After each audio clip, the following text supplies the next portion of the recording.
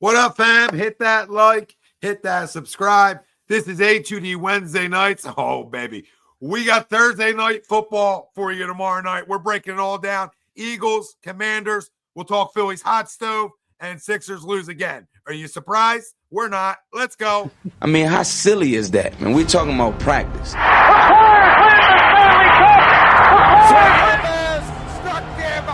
The Philadelphia Eagles are Super Bowl champions.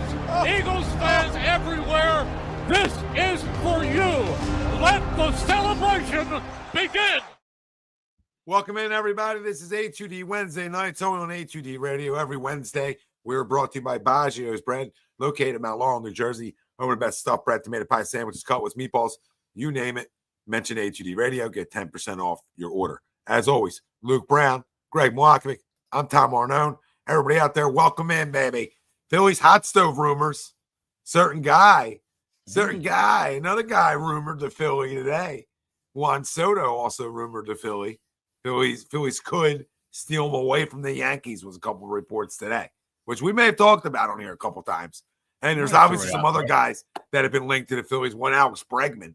I mean, could you imagine? We'll get into it later. Could you imagine Johnny, you want to talk about stupid money, John? Stupid money.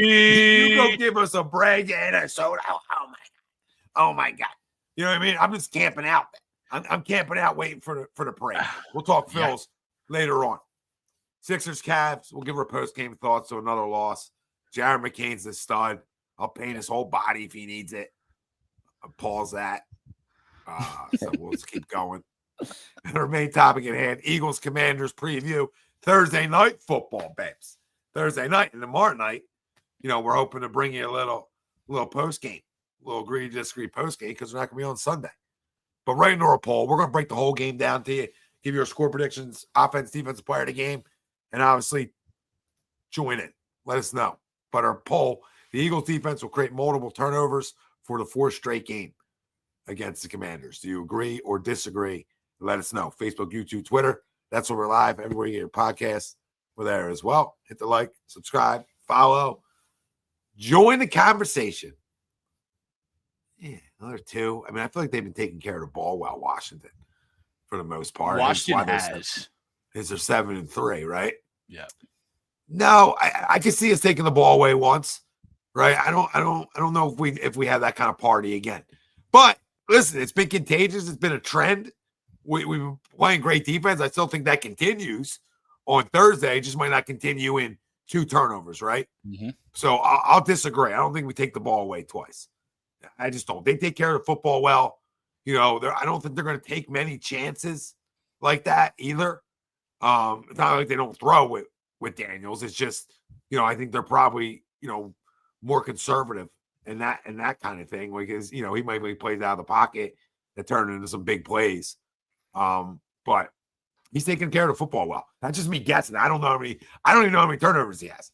I'm just three. As a team, at least as a team, there's only 3 turnovers. I thought I didn't know, right? So, what I felt, this is what, no notes. I'm dead serious. I don't know how many turnovers he has. I'm just guessing. There ain't no way they're 7-3 and he turned the ball over 10 times. There ain't no way. Ain't nobody overcomes that shit. Like, that roster is not overcoming that. There's rosters around the league that can overcome it. The Commanders roster is not deep enough to overcome him turn the ball over at like a really high clip. But so that tells you, can you take it away once from him? If you take it away once, you probably win the football game. So I'm disagreeing, but I'm saying, hey, we're going to go one time. That's what we're doing. Take it away once. So I disagree, boys. What do you guys say? I see everybody chiming in. McCain season. Paint him up. We'll get into the Sixers as we go. Everything's on the table tonight. You got something to say, write it in, and we'll respond to it. You guys know how we operate. And if you're just joining us, that's how the fuck we operate. So here we are. I'm going to agree to the poll, actually. I'm glad you kind of disagreed because I was kind of up in the air, but you disagreeing is going to make me agree. I just like you said, though, the Eagles' defense is playing really well right now, and taking the ball away has been in their mind, right? Like when we got our Bryce Huff signing last week, he took the ball away, right? He came in with his hands ready to go and got us a strip sack. I feel like Q is on the brink of getting a pick. And I think it comes this week against Scary Terry, who's really good. But Q has turned out to be really, really good as well. So I'm going to go 1-1 here. Give me a pick. Because ultimately, though, you're right, though. They don't turn a football over a lot. They've only had one game where they've done it twice, and that was the Cleveland game. It was a fumble and an INT. So that's where I'm going to go again. I'm going to go fumble INT. It's more the Eagles, I think, having it being a focus of their mind and of their play recently, and they're going to come out and get 2 again tomorrow. Yeah, totally off topic. But about sports, like, never mind. I thought it was a different team for a second, and I was curious. I was curious about something. Disregard. I'll tell you guys after the show. The good off the air joke. You know what I mean? Or what I saw and what I thought, and it wasn't that. It wasn't the right team. All right, we're back. All right. I mean, you got him taken away in football twice. You're Yes. you're an animal. You're an animal. Thursday night games are always weird, right? So you kind of throw out the trends and throw out the numbers, and the fact that they haven't done it a lot is reason to me that I think why it's coming. Yeah. We know Dan Quinn's going to shit in his socks at some point this year. You know, he's not that good of a head coach. And they haven't, until recently when they played the Steelers, they haven't really played anybody. You know, they opened up with Tampa. They played Tampa, Cincinnati, Baltimore, and they lost. All the teams that they played that were good, Tampa, Baltimore, Pittsburgh, they lost. I mean, we don't got to do it off the air. It ain't that serious, Marshall. I saw a guy with a ponytail, like they look like Ja Morant.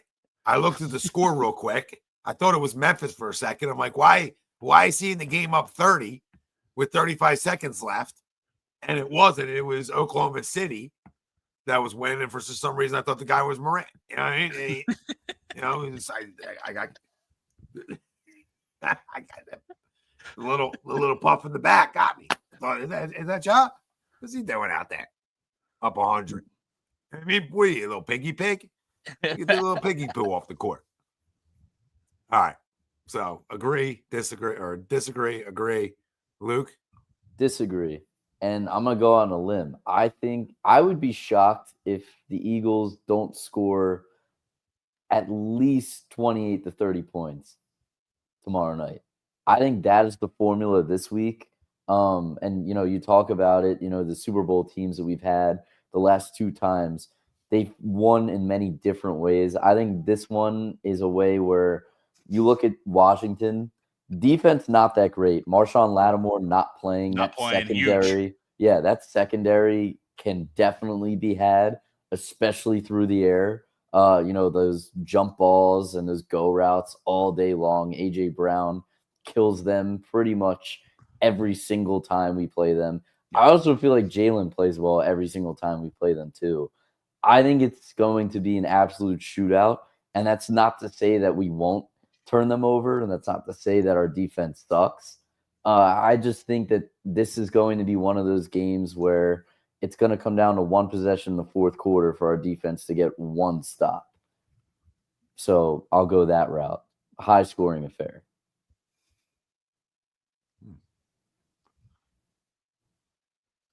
Pope says he agrees. It will force the rookie QB into mistakes. Washington cream puff schedule. We'll come back to earth. They very well could. I mean, they haven't had the hardest schedule ever, but, it is the NFL. Umberto, I agree to the poll. Fangio is going to make this kid look like a rookie this week. We got 2 top 5 defensive rookie of the year candidates in our secondary with DeJean and Mitchell. You ain't wrong there, brother. Jesus, one possession game is not good for my blood pressure. Yeah, I don't know, man. We've been playing such great defense. I don't know if they have the firepower across the board to get to 30 versus us. I mean, I guess they do, but Jaden's feet are going to be a key for them, right? And us, right? Can we contain Jaden? Can we turn him into a pocket quarterback? That's what the teams over the last few weeks have been able to do to him, to keep him contained and to keep their offense from being lights out, right? Just like teams try to do with us with Jalen, right? Keep him in the pocket, keep him contained. because when he gets going, that offense is tough to stop, as you saw early in the year. Yeah, I think it's like we got to practice against the guy all the time. So, I definitely think that helps a defense, prepare for a guy like that. But no, I mean, we obviously have to stop the run game overall, which we've been doing a really good job with. So that needs to continue. In the Brian passing Robinson's game, back with them. Yeah, I mean, they got Eckler too, obviously. Eckler. I mean, they only had 60 against Pittsburgh last week. They only had 60 yards rushing. Well, it's a formula to beat them too. Yeah. I mean, they threw the ball probably. Well, it was a weird game too. Like, I feel like how they got their points. It really was. Like, they didn't go field position on that fake punt. On the fake punt. Yeah. Like only Pittsburgh goes for a fake punt on their 15-yard line. Like only Pittsburgh should have gotten it. Yeah. And it should have been picked up. You're right. Yeah. Oh my God. Wembanyama went for 50 points tonight. Yeah. Oh my goodness. There's still 7 minutes to go in the fourth. Guy could have went for a Wilt game. You could have went for a Honeycutt. NBA oh my is goodness. such a great product. Wow, 50. This is game 11 of the year. Nobody's playing defense. Yeah. So no, like you're right. Like they didn't get. It's not like they drove 90 yards, 80-yard drive, 75-yard drive. So I just don't see how they. I'll just say it. I know we're not in the predictions, but like I don't know how they put up over 21 points versus us. The way we're playing defensively, I just don't see it. I don't know how. Like, I'm not going to sit here on a Thursday night game and go, we blow them out, right? Yeah. Not going to do that in a divisional game because I don't know if that's the case. Like, it could be a 24-21 game. It could be 27-21, 28-21. Depends where I want to land, right? As the show continues. But my trust in this defense went back to where it was, in August before they played, where, we thought it was a really good defense. And they're starting to show that. So Martian's right. They do average 29 points a game, but over their last 3, what's 18? It's 24 over their last 3. They have 2 40 burgers in there, a 38 burger, a 34 burger, right? So they hung 38 on Cincy, they hung 42 on Arizona, 40 on Carolina, 34 on Cleveland, right? So, I mean, hey, do what you do, right? But I do, to your point, though, Tom, I do think – I don't know that their offense right now is as explosive as it was earlier in the year. And, again, I think a lot of that has to do with Jaden Daniels and his health, right? In the last few weeks, he's been dealing with some rib injuries because he's been so explosive all around for them. Yeah, it's just strange. Like, I stay where I was going in the week 1 about them, right? Where like, okay, I think they're definitely better, right? But I just didn't think they were a contender, for the division, right? I just didn't look at them and feared them. Now we know how this league works, right? Especially when you go and you draft a rookie quarterback, right? A lot can change for your franchise, especially if you hit that guy, right? If you hit that guy, a lot of things change. And we're seeing that. No, absolutely. I mean, Washington, as I think a lot of us thought, got the best quarterback in the draft. Hands down. I mean, he's having a really good year, right? No, he really is. And you guys touched on. I mean, he's throwing 68% completion percentage. It's good. He's throwing for over 2,100 yards, 9 TDs, 101 passer rating. He has 2 picks, and he's rushed for 464 yards and 4 TDs. He also missed some time, too. Yep.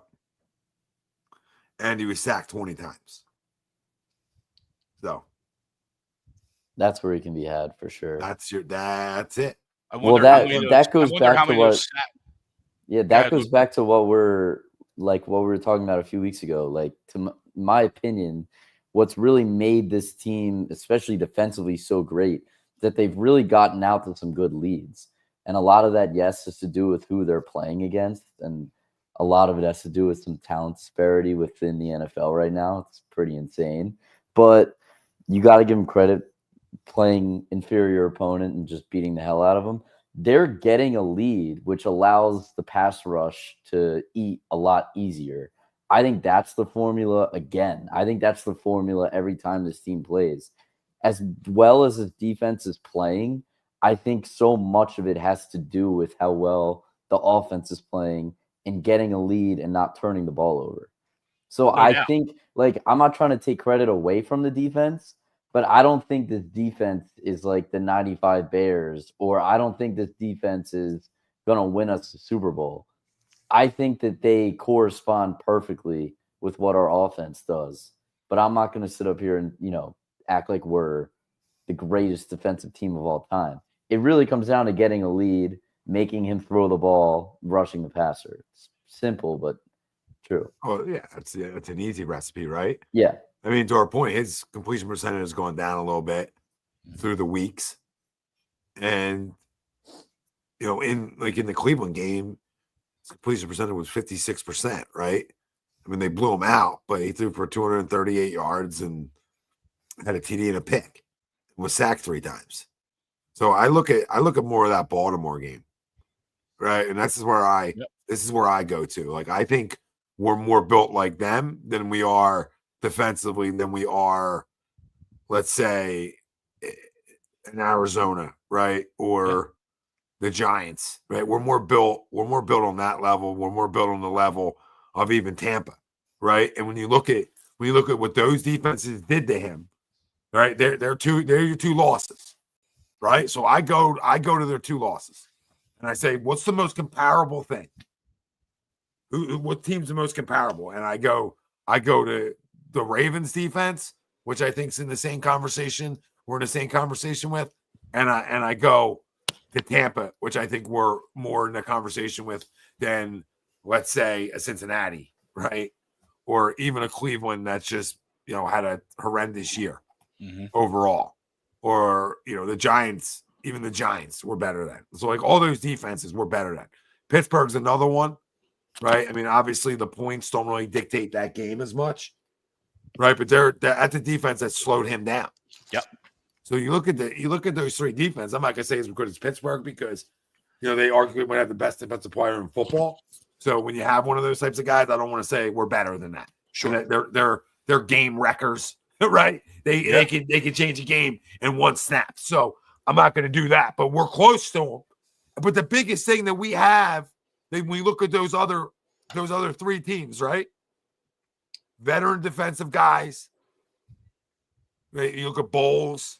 Okay, you got Bowles. I don't even know who Baltimore's defensive coordinator is. It doesn't matter. He's probably been doing it for a while, whoever it is.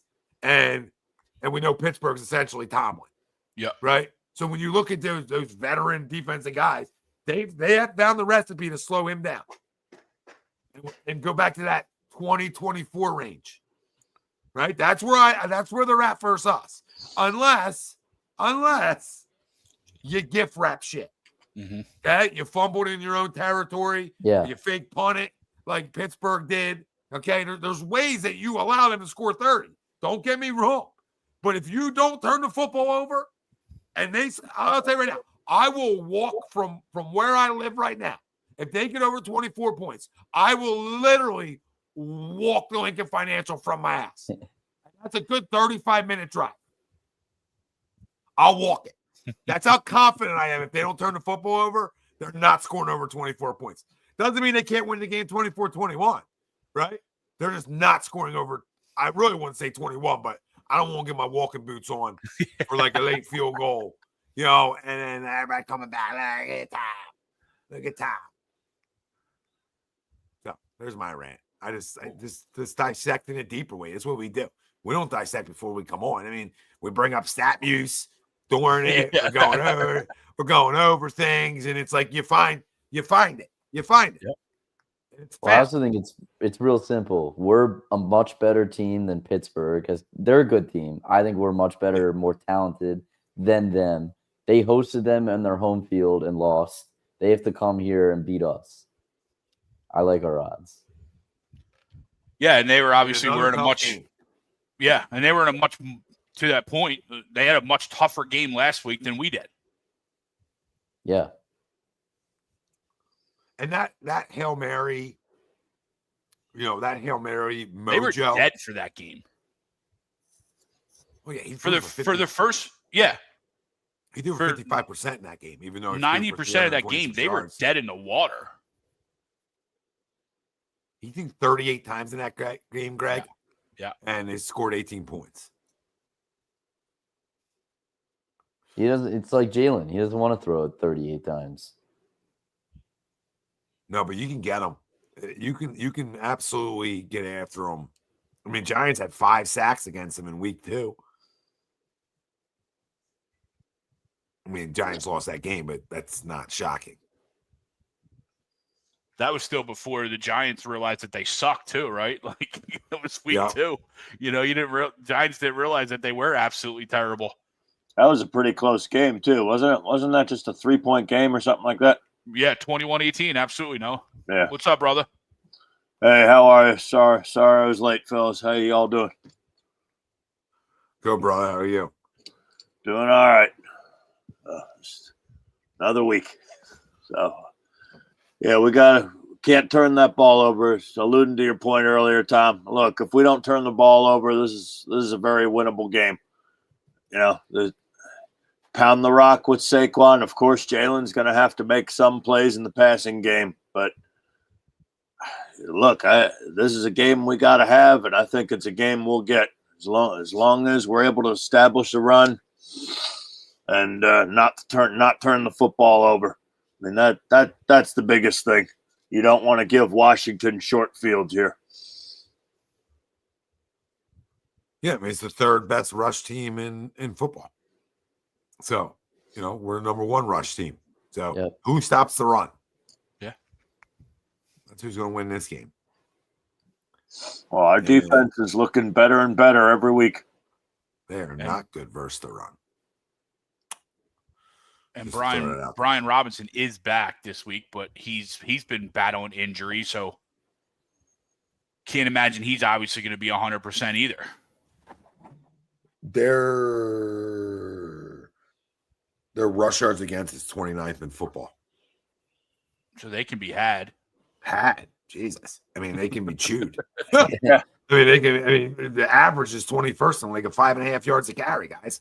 You know what I mean? So what they're doing on the ground, they're giving it right back up. Yeah. Right back up. So we're looking at ways to beat them. Well, it ties into what we do best, which is what? Run the football. Yep. I don't know how they beat us. Yeah. The other thing is, Nick can't get cute here. When you have an opportunity, when you need to, take the damn points. I mean, I know everybody's saying, don't get me wrong, Jaden Daniels, he's having a hell of a rookie year, but we don't need to score 40+ points to win this game. We don't need to play hero ball. When you have an opportunity, if it's 4th and 3, damn it, take the damn 3 points and move on. Well, how about this, right? We're 2nd in football, average yards a rush. We're 5th in football in rush yards against, right? And we're 2nd in football in rush yards, the most attempts in the league. So our defense answers the bell to the point of, their rushing attack. It ties into a strength of ours. We have a lot of strength defensively right now. The only thing, even sacks, which we struggle with early on, we're 11th in football. So giddy up. Habib, Jonathan Allen is out for the game. I'm looking up Daron Payne for you now. Yeah, you have to stop the run, Johnny. You have to contain their QB. I think the D can get a few picks. I mean, a few would be delicious. I don't know if we're doing that. I mean, the numbers speak the trust in them, Josh. Right? We've seen them had before. I think we've seen that with a lot of defenses. Listen, this is the difference on Thursday night. Very simple. They had to play 4 quarters in a loss. We had to play 3 quarters. Yeah. On a short week, when both teams want to run the football, who's got more gas in the tank? The simplest week. Who's got the most gas in the tank? I'm going to side with us this week.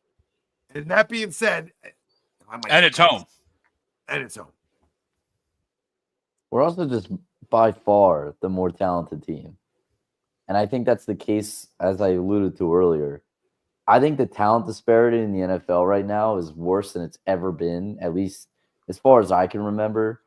Like, we are more talented than 90% of the teams that are trotted out there.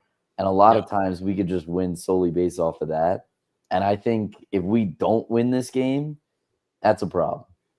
That's a problem. Because we are more talented than them. And say what you want about Jaden Daniels, very, very, very good, talented young player. Still a young player and a rookie. His first Thursday night game on the road, first game against us in division. Like, you can't lose this game. You just can't do it. It would be a legitimate, unacceptable loss, in my opinion.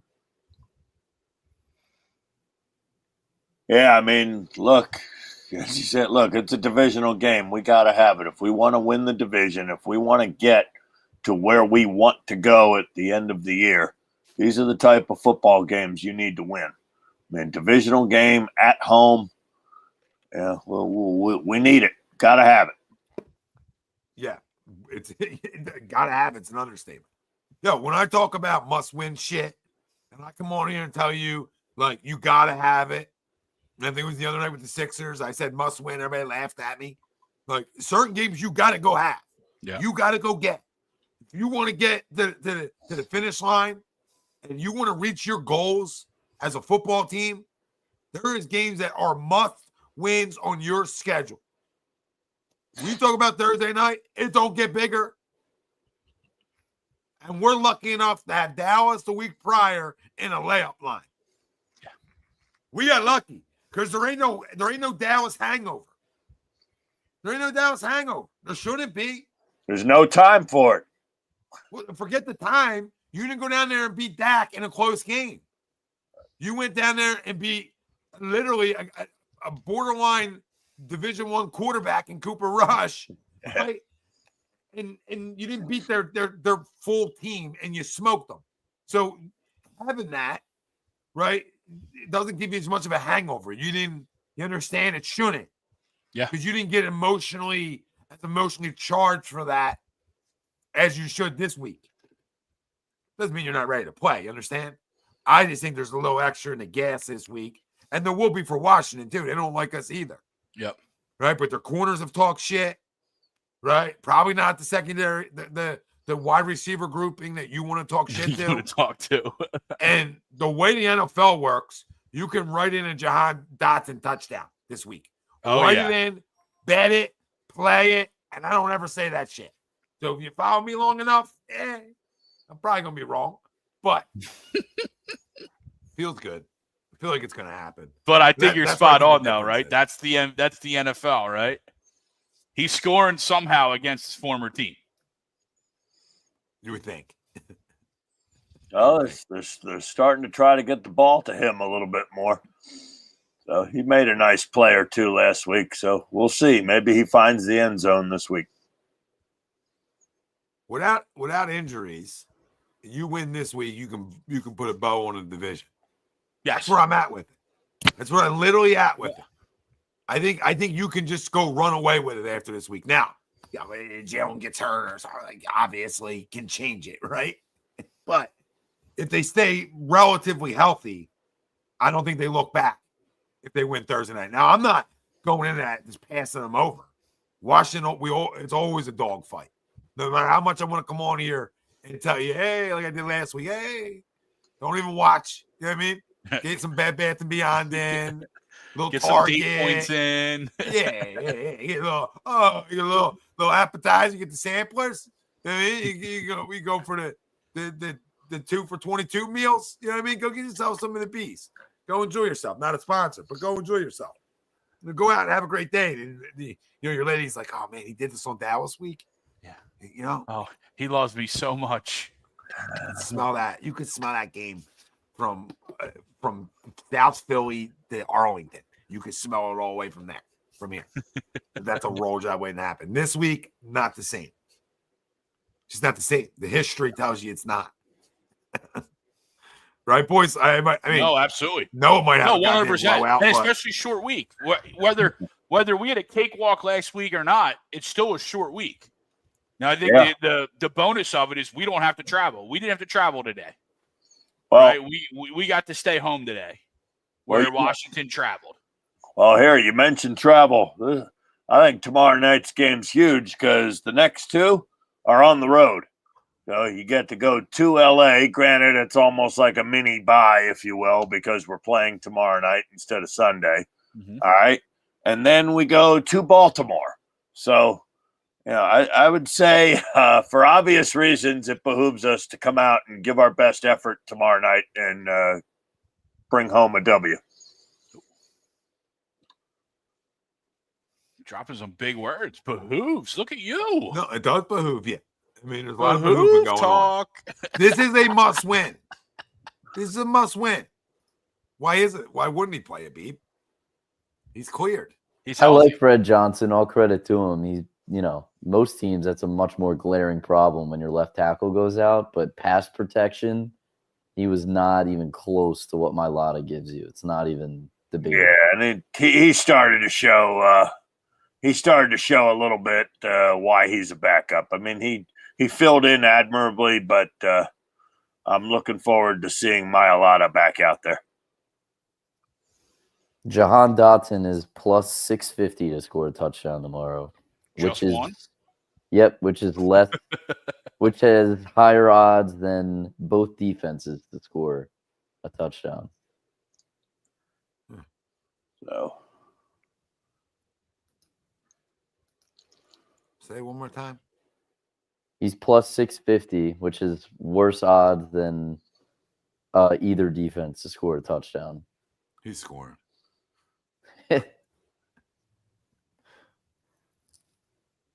Yeah, they do need to get rid of Thursday Night Football hobby, but that's never going to happen. So yeah, he can be nice. Yeah, Habib, I agree with you wholeheartedly, but unfortunately, it's the ratings and the money that say otherwise. So I haven't watched a Thursday Night Football game all year, and I don't mind saying that.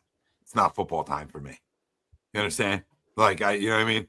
Like I'm not locking into that. I got you on Sunday, babe. I'm here. You know what I mean? You got a Monday night game. I'm right with you. I watch Sunday. I watch Monday. If we play on Thursday night, we play Friday night. So I watched a Friday night game, but I did not watch. This is my first Thursday night. Prime me up.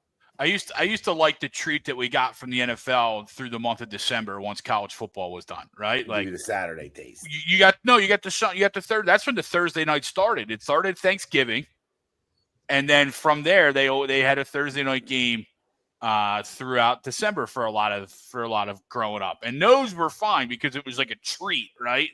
It was a treat. It was special. Now it's just a money making machine that right. If for a league that says they care about their players, but they don't really do shit. No, they're all about player safety. Here, go take. We'll just give you a half a week off instead of a full week to get ready for your opponent and get rested and ready to go. And I think Thursday Night Football is a garbage product. And to be honest, it's such a pivotal divisional matchup that this is. And how Washington is playing surprisingly well, and we're right about where we thought we would be. For us to play Thursday night, I think in some ways it's kind of a shame. I'd rather see these two teams go at it fully rested and have the full allotted time to prepare for this matchup. Yeah, I agree. I agree. I mean, here, what look at the I don't have the slate in front of me, but I'm sure there's some bad game they could have switched to Thursday night, For the most part, Thursday night games are trash. Yeah. I mean, last week I got one that was good, but what was that? Was that Baltimore? Cincy? Yeah. Yeah. So you had finally Right. good teams, but even that, like, I don't know. Even that, they're not at I their don't even best. fight this. I don't even fight this fight because it's like there's no there's no winning it. I know. the money's going to dictate what they do. Exactly. The NFL is a cash cow, and they can do whatever they damn well please, and that's what Roger and his buddies are going to continue to do. That one says no. It took a lemonless pill before he came on tonight. Yeah, Beeb. I didn't think. Thanks, Eileen. I didn't think he wasn't good to go. Yeah, I mean, he was listed on the injury report with a hammy, but he's fine. He should be good to go. Yeah, I think he was just limited in practice today, but that was it. That was it. Yeah, I'm gonna go where I said. 28-21 Eagles. 31-21 Birds. Cool. I'll you better. I mean, you haven't taken the ball away twice. What's that? I said, yeah, you better have double digits. You got him taking the ball away twice. So it makes sense. Yeah, exactly. The guy's got 7 turnovers coming. There's 37 picks tomorrow. Everyone is secondary pick 6. Hold on, I gotta recalculate that. Everybody gets their bonus. They're gonna have to start subbing guys out. They're gonna start some defensive guys out. That's amazing. All right. So I got 28-21.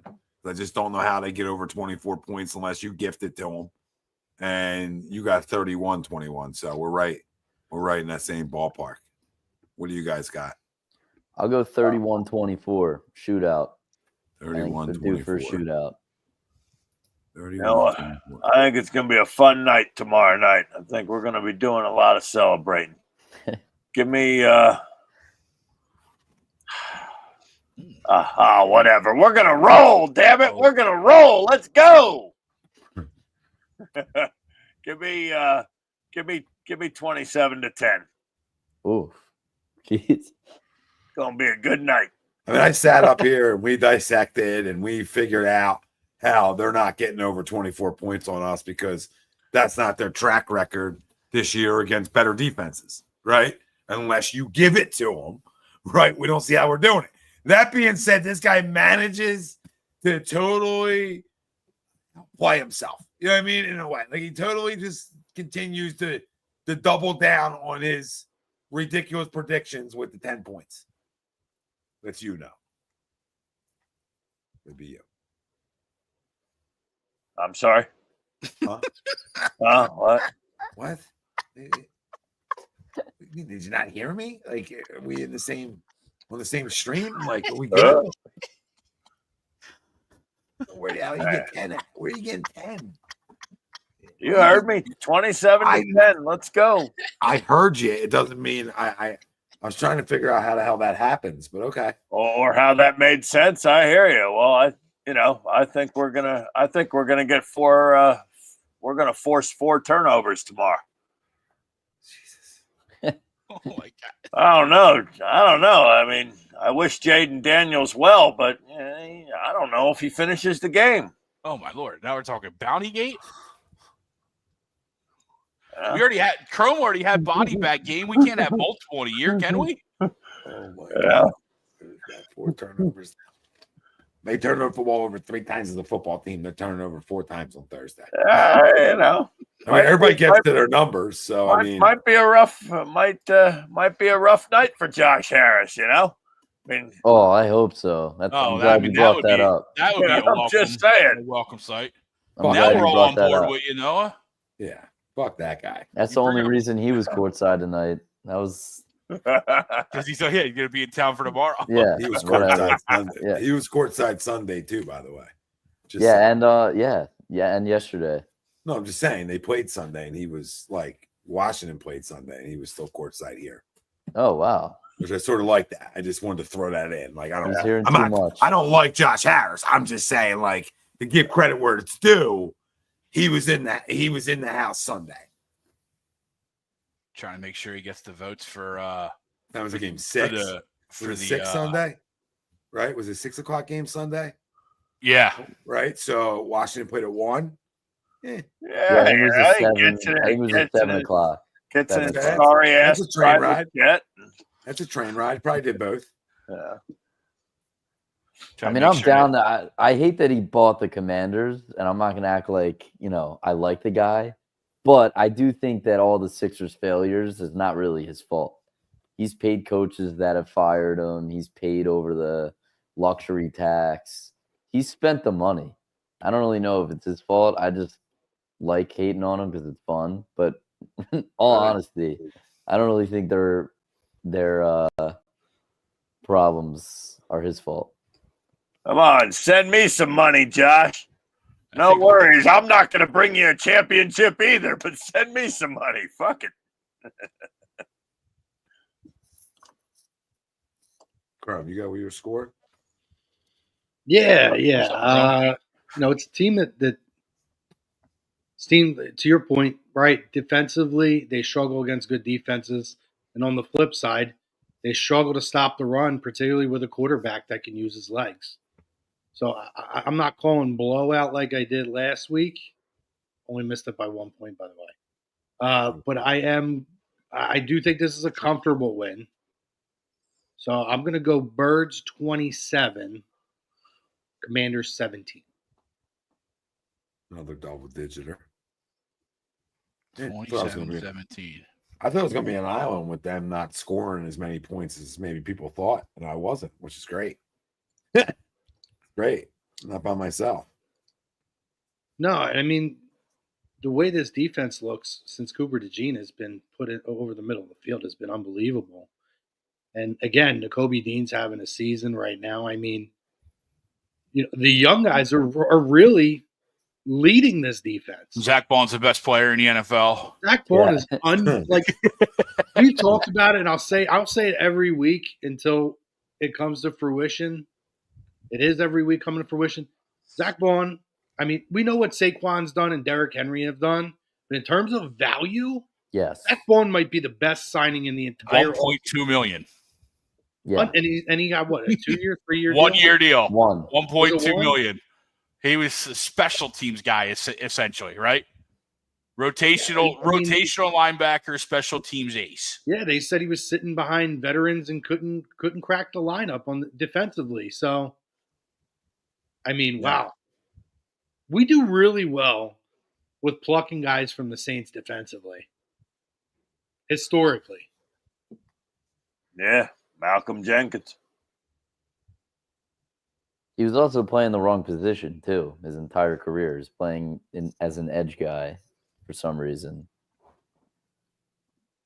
Yeah, that's weird. I don't know. Maybe it's just me, guys, but as exciting as the offense can be to watch, I'm finding myself week over week more fired up watching Nakobe Dean, watching Jalen Carter and Jordan Davis and Quinyon Mitchell and Cooper DeJean and all these young cats make plays. I get just as pumped as if, it's a 60-yard bomb to AJ. Because that's they're going to be here for a while, Yeah. And that's what's exciting is everybody's got these veterans, great pickup by Washington to go get a Marshawn Lattimore, right? I think they needed to do that. We thought CJ was going to be. He's not playing. And guess what? I mean, these kids are they're looking like 5-6 year vets out there with how poised they are. And they tackle. They wrap guys up. They hit. They tackle. They play the ball. They get their head around. Those guys saved when they're the covering season. a receiver. Those guys saved the season, per se. They did. It was those younger guys for sure saved the season. I think those first few games, get your beak wet, get your feet, kind of stretched out, find your footing. And especially since the bye week, they've been unbelievable. They're exciting. They're very exciting to watch. Those Georgia kids are finally looking good. No, you're right. I mean, you're right. It's when the defense takes the field over the last 5 weeks, you're like, okay, let's go. Yeah. Right? Because they're flying around little football. A lot of the stuff that happened early on aren't happening anymore. Like you said, they're tackling a whole hell of a lot better. They're starting to get pressure on the quarterback. Their blitz packages look better. Everything just looks better. Like they're wrapping up, or a guy catches the ball, and it's not like, in space. They're making tackles in space. And doesn't mean they're going to be perfect. Doesn't mean they're not going to give up, points. But it's like night and day from where it started. And it just took some chemistry. Yeah. Guys learning the defense. And then obviously when you're early on the year and you're willing to learn, and you have young guys that are willing to learn, guys are going to be probably more in tune during film study, and you're going to make those adjustments. And you watched it. Like I said, I mean, credit goes to this entire staff, because this entire staff got it right. And that's including Mr. Flowers. So I can say whatever I want about him, but like I said a million times, you figure it the hell out. I'll lay off you, right? When you're losing, you're going to hear from people. That's the nature of the beast here in Philadelphia. You will hear from people on that kind of slide if they were on, right? You turn around like he did, because he's a part of it. We don't have to like him, but he's absolutely a part of it. Sure is. Huge part of it. They found their identity. That's what the beginning of the season. Doug used to always say, we don't have to like Doug, but Andy said it. A lot of coaches from that tree, per se, have said, like, find your identity those first 4 weeks. You find out who you are. What makes your offense go? What makes your defense go? And credit, this is why you bring in Kellen Moore. This is why you bring in Vic Fangio, because they're able to simplify, hey, what works for us, right? Yep. And credit, they did it. Doesn't mean I could be saying different thing on Thursday night. But I want to add something into. I think it's a really important element to this whole conversation. And we saw how things kind of fell apart last year, and you hear these things about culture and what's it like in the locker room, right? But you're seeing, like, with these young kids and the leadership on this team, you see clips of the CJ GJ sitting next to Cooper DeJean singing a song about how shut down he's been. You see in the locker room Jordan Davis, he's doing his little dance thing, and Brandon Graham's in there saying, show it to him. You know what I mean? Like, these kids are commanding the respect now of those leaders that have basically set the culture here. Like I said, Jordan Davis and little. Like, anything he did was little. I love how I was like, Jordan Davis is little Davis. Yeah. That is it might be a little bit of dancing. Doing his massive little dance. Yeah. But, like, watching that and watching everybody embrace them, like, you're seeing a culture of young guys who are understanding a locker room in the NFL and are being embraced by these veterans. And I don't know that was there last year. There's a lot of frustration, and this year, losing a Fletcher Cox and losing a Jason Kelsey, two cornerstone Hall of Fame caliber players in your locker room and on the field, to see the advancement of culture is shocking pleasantly, and seeing these kids kind of step up. I love it. It just excites me every week to see how this team is coming together, specifically on the defensive side. I got a conspiracy theory. I love a good conspiracy theory. Like, not like a conspiracy, like more of like, do you think that tank last year came from, like, those two guys in a way? And I say that on two guys that I love, right? And I'm not saying like anything bad teammates or anything like that. I'm more saying, like, that we know they're leaders. But, like, guys want to win for guys like that, right? And everybody knew it was the curtain call for both of them. And when things start to go south, when you know it's done for you and this is it, you press harder, right? So you press your teammates harder. Everything becomes a little bit more press. I just wonder if, psychologically, that was part of the downfall that nobody really wants to talk about or even thought about, because you got two lifelong Eagles wrapping up their career, and just organizationally you want them going out on top. Yeah. Or as top as possible. And then you go on a little slide that maybe that flight could have been brought back up, but it just kept going. And I wonder if it just kept going because you're like Sweeps always says when you talk hitting, like, you get in quicksand, try to get out too quick, you just sink faster. Yeah. One of those same situations. You're sinking and it's panic. Because everybody's trying to fix it. Everybody wants to be a coach. Make sense? When you get a locker room full of coaches, it's not good. That's not good when you're losing. because you don't know who to listen to. You're going to listen to Kelsey. You're going to listen to somebody. Like, you know what I mean? I just think that could be a weird, this dynamic, maybe. And It I could have be. no knowledge of knowing anything. No, It's definitely possible. It makes sense. It Yeah, could like you be. said, who knows if there's a thing behind it, but the theory and the thought makes sense. Yeah, I mean, if I was a betting man, I think it's more of you have young kids who are developing, and you had coordinators who had no idea and shouldn't be in the positions they were in. Bingo. I think that's part of it too. Bingo. And there's a lot more to it. I think the slide still should have been avoided because the team was good enough. Clueless. I don't think they were. Clueless Matt Patricia. And it's no accident that this defense has gotten much better because you have an adult in the room and Vic Fangio leading that group. And people forget how bad that secondary was too. I mean, you added Cooper DeJean, you add Saquon Barkley, you add Quinyon Mitchell, Zach Bond, and all the coordinator. I mean, that team was never that good. I mean, you were talking about a Cook Bradbury, a Cook, Avonte Maddox. Yeah. Yep. Fletcher Cox didn't look the same. That team wasn't good, but that team offensively should have never been that bad. They were pressed to score. Like that defense was so bad. It was so bad that it made their job so much harder. Yeah, the offense felt like that's not entirely true. Well, they felt like they had to score 40 to win. Stop making goddamn excuses. Well, we're also acting like Saquon wasn't here. The ball over. Saquon is he changed our whole identity. Yeah, well, Captain Obvious. Yeah, so I'm pointing into the talent. That's what I'm saying. That's factual. I'm just saying this offense was still too talented last year to do the things they did, regardless how bad the defense was. Talent doesn't mean anything when anybody can watch the game and call out the plays. When your biggest rival in your conference is sitting there on the Manning cast and calling every play the next play. Yeah, that's where a combination. I'm not saying anything. I know, but that's what I'm saying. The coordinators, DeAndre Swift was a good. Listen, I mean, Saquon Barkley is special. I mean, we're very fortunate to have him.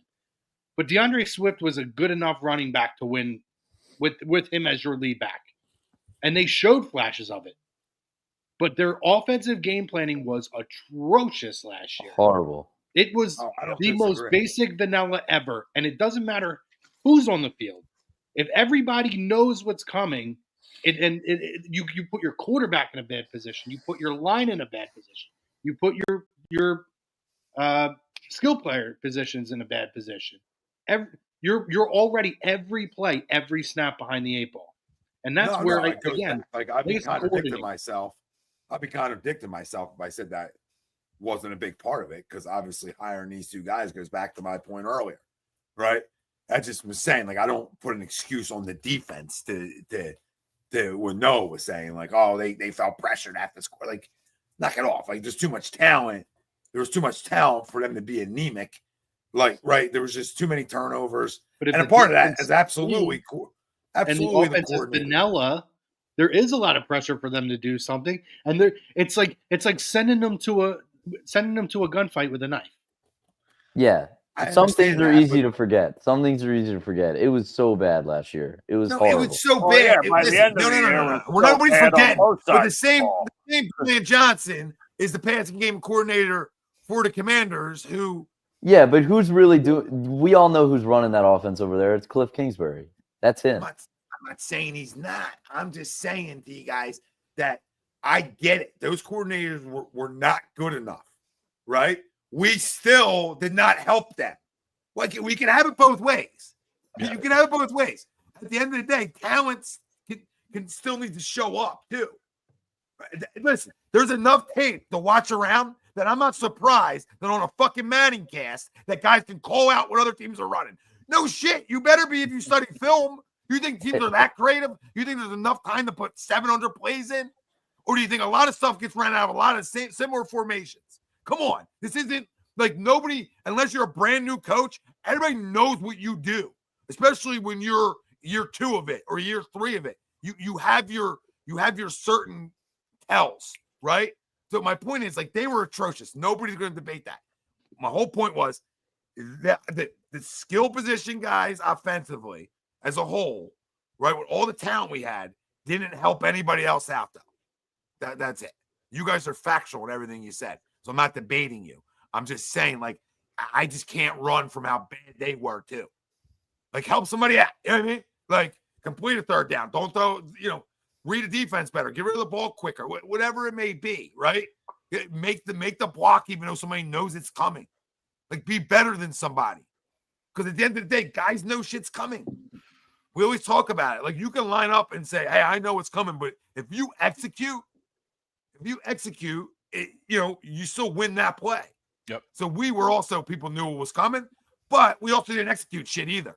And then once it goes this way, guys, to your guys' point, we don't have the man in the room or the voice in the room, coordinator-wise, et cetera, that you trust.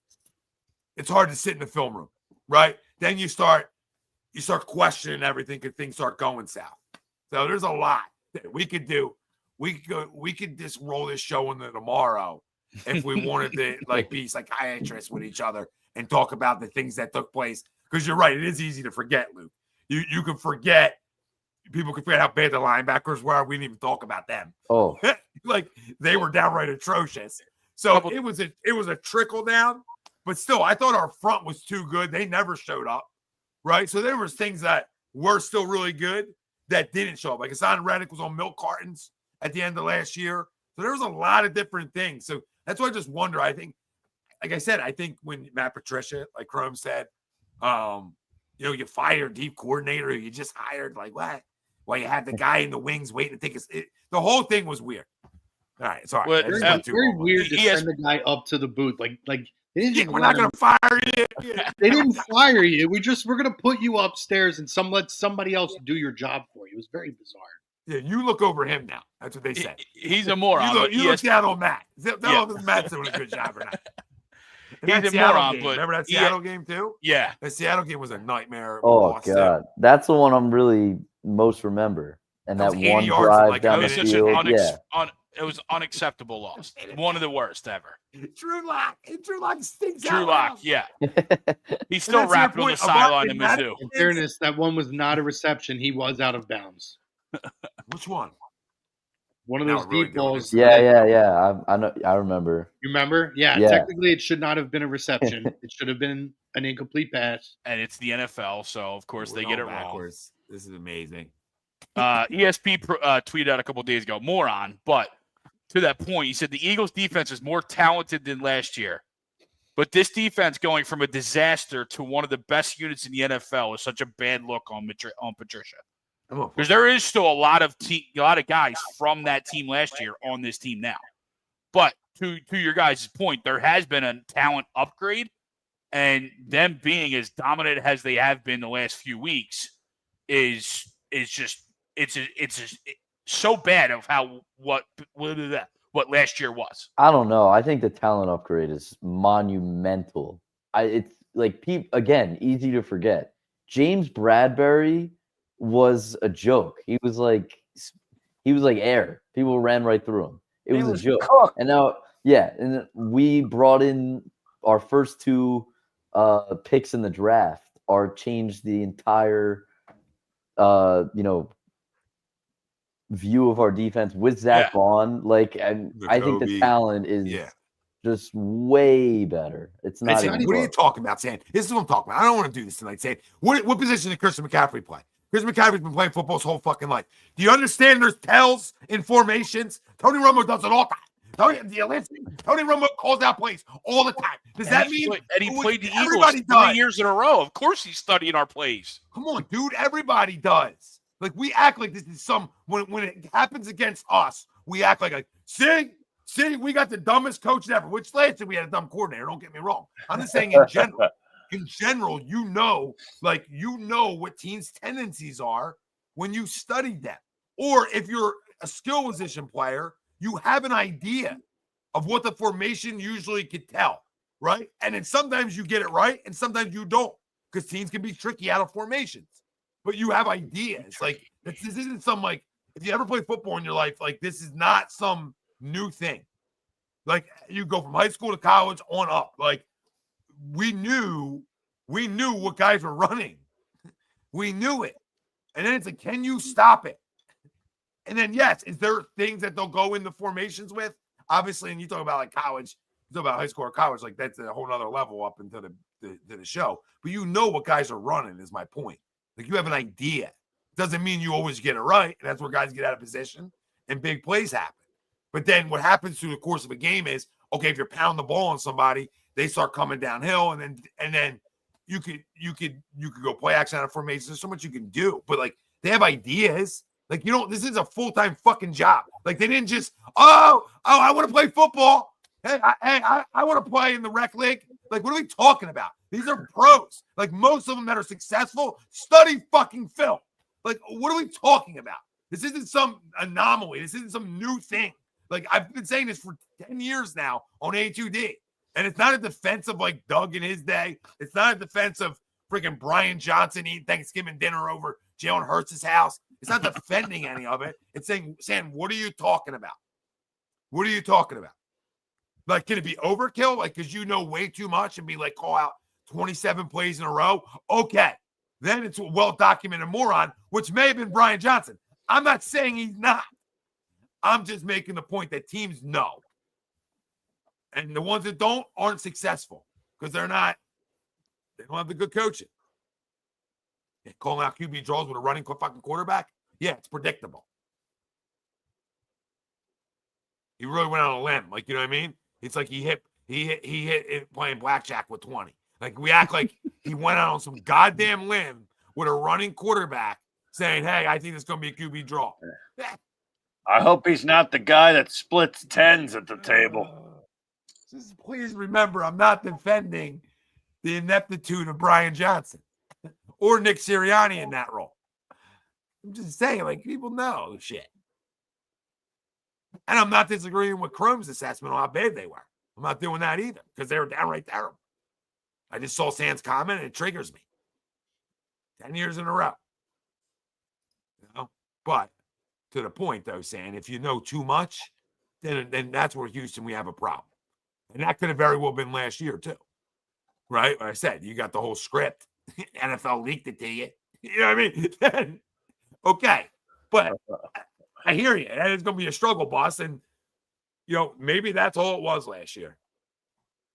And then you got a bunch of competitive guys trying to fight their way out of it. And then, the pointing fingers start coming from everybody. Wow. I didn't see too much competitiveness in that playoff loss in Tampa, but I digress. Well, I'm not telling you saw. Jesus, God. We didn't see competitiveness for 8 weeks. Are you okay? Like, it was like 7 straight weeks of non-competitiveness. So no shit. Pretty much. I say competitive guys. I didn't say they were competitive on the field. I mean, you're not listening tonight. You're like my son. I'm saying you're not. We're not seeing eye to eye tonight. I can't believe he doesn't have a pick yet, guys. It's actually crazy. You don't throw him the ball. It's true. I don't know how you win Defensive Rookie of the Year without any turnovers, but I mean, I don't know. Mike, you got a score prediction before we segue to some other things on the docket? Yeah. My side note is Darius Slay. We were just talking about James Bradbury. I think Slay's like a year away from being Bradbury. I feel like that dude's always hobbled. I know I came in on the back end of the conversation. I don't know if you already talked about that, but no, he did not. Slay is getting there. He's starting to get toast. Cornerbacks and running backs, when they hit that wall, they hit that wall. And I just think he's hitting it. But score prediction. Third play of the game, right? Third play of the game. He's already limping. Yeah, underthrown. It's so like old man though. It's so like, yeah, you're getting old. You can't even. Third play, you're limping out of the game in the tent. But he's been in the tent every week, I think, guys. I think he's at a tent visit weekly. Hey, he loves going camping. I'm gonna say his best days are behind him. Period. Yeah. Still good enough if he's healthy, right? I mean, barely. Yeah, no, absolutely. I Still don't top like end. Still top end when healthy. Sure. And I don't even like him. I just, just saying.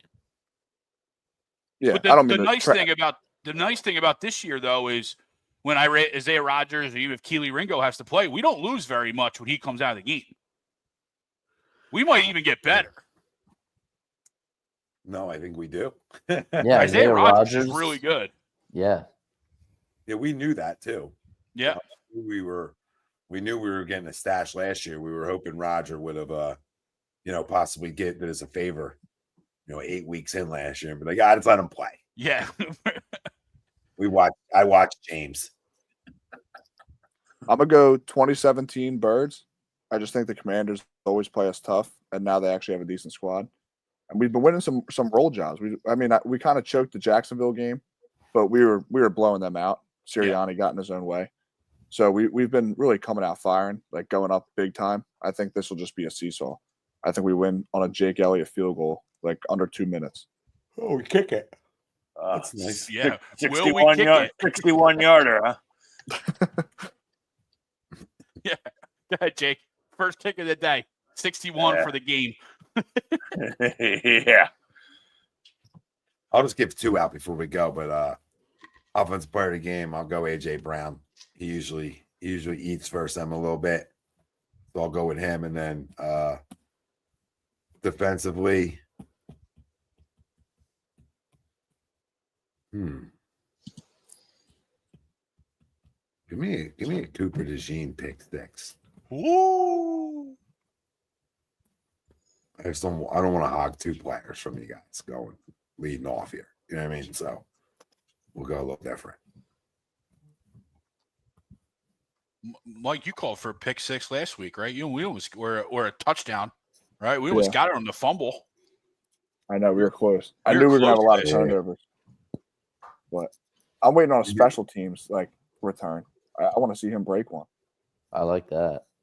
Yeah, how about Cooper DeJean coming punt return? Yeah, I feel like we're on the cusp of it. He's had some really good returns the last couple games. Where a block here or there, and he has a chance to break it out. Yeah, he definitely seems much more comfortable back there right now. Fast. And again, talk about losing a guy mid-season.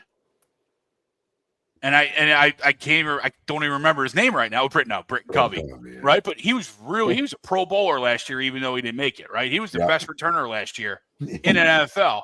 We lose him, and we just pop in Cooper, and he's done just as well for us that Britton has. It's amazing. It's we talked about it, guys. Yeah. We talked about it in the offseason when we were talking about this defense. Like, this is arguably the deepest secondary in the National Football League, and that wasn't being Homer talk. That it just wasn't. Like, we talked about it. We at length, right, on some of the strengths of this defense, and we kept going back to this secondary. Yeah. On how really deep it is, and some of the guys backing up guys could be starters in half the league. And I think we're seeing it week in, week out. You don't bench 2 guys. Well, you don't bench Devontae Maddox and get better around the National Football League. That doesn't happen because nobody's deep enough to do it. Yeah, nobody's deep enough to do it. And you sure as hell ain't losing a guy you're paying a lot of money to be on an island and then be just as good if he goes out. It doesn't happen. Yeah. We watch around the league. Like you watched the Miami game the other night, right? And they talked about, they lost what's his face? They were just down the Ramsey, and they have no depth behind those guys at all. And most don't, because it's not, they don't grow on trees either. What they lost Xavier Howard, right? That's who it was. Yeah, it must have been Howard. Yeah. I think Ramsey went out of the game for a play or two, maybe, or something like that, and that's what probably brought the conversation up. But yeah, I'm trying to remember who it was.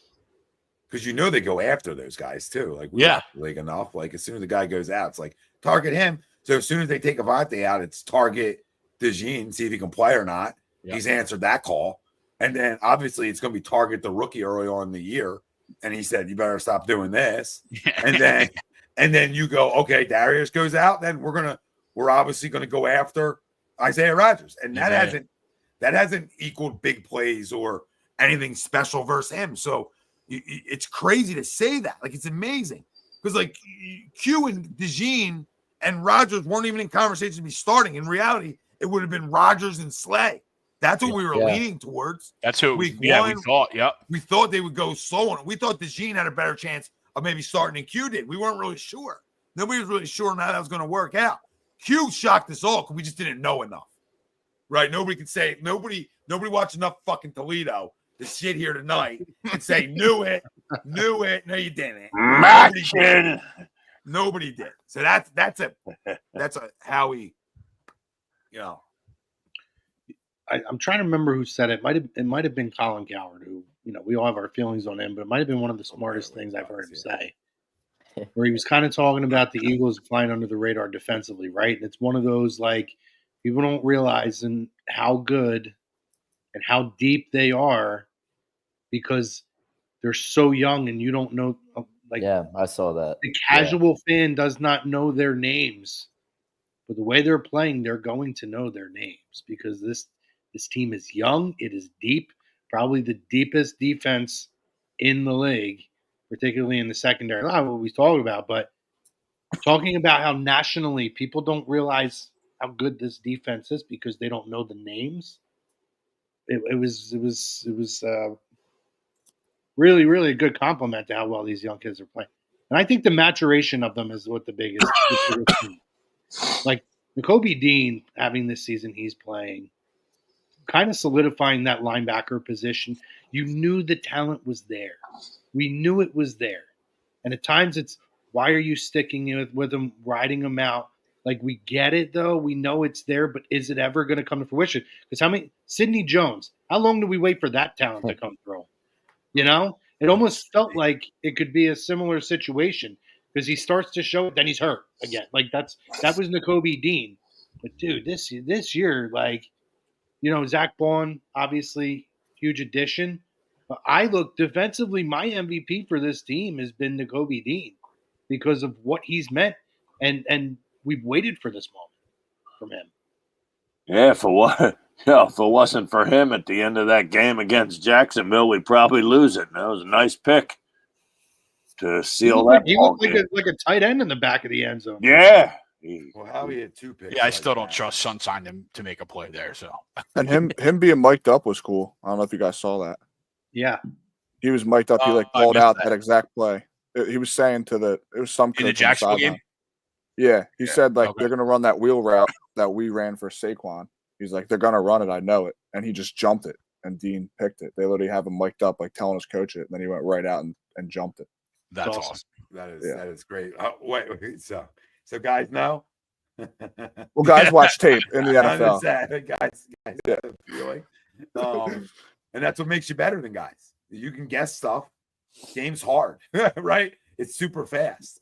So if you can have that kind of feel and that instinct and that smarts, which we've always known Nakobe's had. I mean, it's another second-round home run pick out of Howie Roseman, by the way. I mean, this is 2 guys in Nakobe Dean and Cooper DeJean who both dropped. Third rounder. Yeah. Either way, would have been a first-round pick. Yep. Talked about as a first-round pick. If it wasn't for some of the extra things, and my bad, I forgot that he was third, but still, even better. I mean, you talk about Cooper. Point's still there. Second and third round pick, so you're getting day one starters per se, and impact guys where you're taking chances. That's what we always talk about. You got to take chances on day 2. You absolutely that's a chance day. That's where you don't owe anybody nothing. That's where you can go out and bring in a Devin White and pay him $7.5 million, and then say, you know what, he isn't as good as this guy. We're just going to let him go. Like you can do those types of things when you're willing to take chances. And it doesn't always work for you because some guys that are injured are always injured, right? Cooper was obviously banged up at the beginning of the year. He's had his injury marks, but this is a game where, it's all about nutrition, right? Like everybody gets hurt. That rate's 100% most of the time. So can you be more healthy than not? I don't know where I was going with all that, but you guys got it. And the year before that, they got one of their unsung heroes too, in Landon Dickerson, who's probably one of the best players on the entire roster, all things considered. That nobody talks about. Yeah, his mic'd up before the Cowboys game. Yeah, that was awesome. Yeah, I was like, let's go. Yeah, I got all jacked up over that. Glad to see that hatred for the Cowboys still rolls on in this soft era of sports that we're in. Oh, I never stopped hating them. I know you didn't, Noah. Never will. Noah, guess what? We don't consider you the soft era of era. today. Yeah. Right? Like, Yeah, I know. I'm getting old. no, you're just living in 1980, so we don't look at you as a soft youngie. Right? Maybe 95, 96, but yeah. Early internet era. You're a 2000 guy. I think back to the early internet era and just like laugh at like what our age group went through, right? Like Luke has no idea sometimes just struggles to get online, right? I just look back and laugh sometimes, like, Mom, get off the phone. I need to do something. Or somebody answers, somebody picks up the phone and it kicks you offline. And it kicks you off, yep. Yeah. R.I.P. to the America Online. You've got mail guy. Yeah, Luke probably came out of the damn womb scrolling through a phone. I didn't have a phone until I was like 20. I had the old Zach Morris phone. I had that, but I had a beeper prior. Oh, pagers were awesome. I had a pager. Little 143 from the ladies. You know Yeah. what I mean? A pager went. 143 411 911. Yeah, 411. I think my first cell phone when I was like 15, I had the Nokia that had the snake on it. Yeah, No joke. No joke. I had a buddy. I have a friend who had his Nokia that original Nokia up until 2 years ago. That's ridiculous. Swear to God. Still worked. You couldn't play Snake on it anymore, but it still worked. That's the only reason I called wanted it. Like they called it the cat ears. It might have been like an updated version of that one, but that was the Nokia he had. Was that? That's wild. And it still worked. I had a flip phone until 2021. So I grew up on the Blackberries. The BlackBerry. I had a BlackBerry. Blackberry. Anybody have a Sidekick? The BBM. BlackBerry and Messenger. And then the ones that like flipped the phone out and had the keyboard. The Sidekick. That was a Yeah. Sidekick. Yeah. Simpler times, still. It sure was. Oh my God, the Sidekick was like the most amazing technology ever. You're like, whoa, keyboard. Look how it hides under that desktop. screen.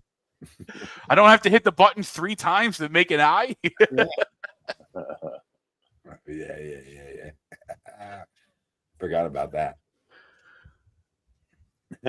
Yeah, you felt like you had a desktop walking around. Sidekick.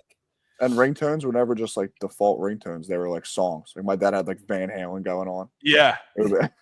Oh yeah. And now my phone's just forever silent, right? Like you Always used to be like you used to spend money on ringtones and now like full silent forever. I don't think I've had the sound. I love it when you call me Big Pop. You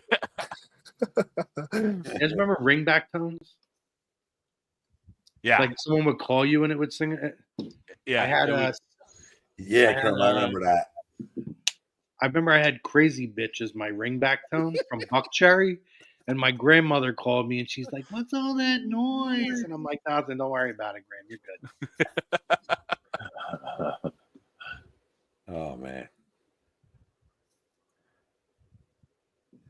Good times. Good So times. players of the game, huh? Very much simpler. Yeah. So I'm sorry. I probably lost on me. Tommy went AJ and We were way off. Did I even go? We were way you off. went AJ and Coop. I'm gonna go. I'll go Dallas since he's back for now. We're gonna ride him till he gets hurt again. R.I.P. to Jack Stoll. He got cut. That's right. He got picked up by Miami. Yeah. Did he already? Now. Yeah. Go live in Miami. No income tax down here. There you go. Got a raise. Jack.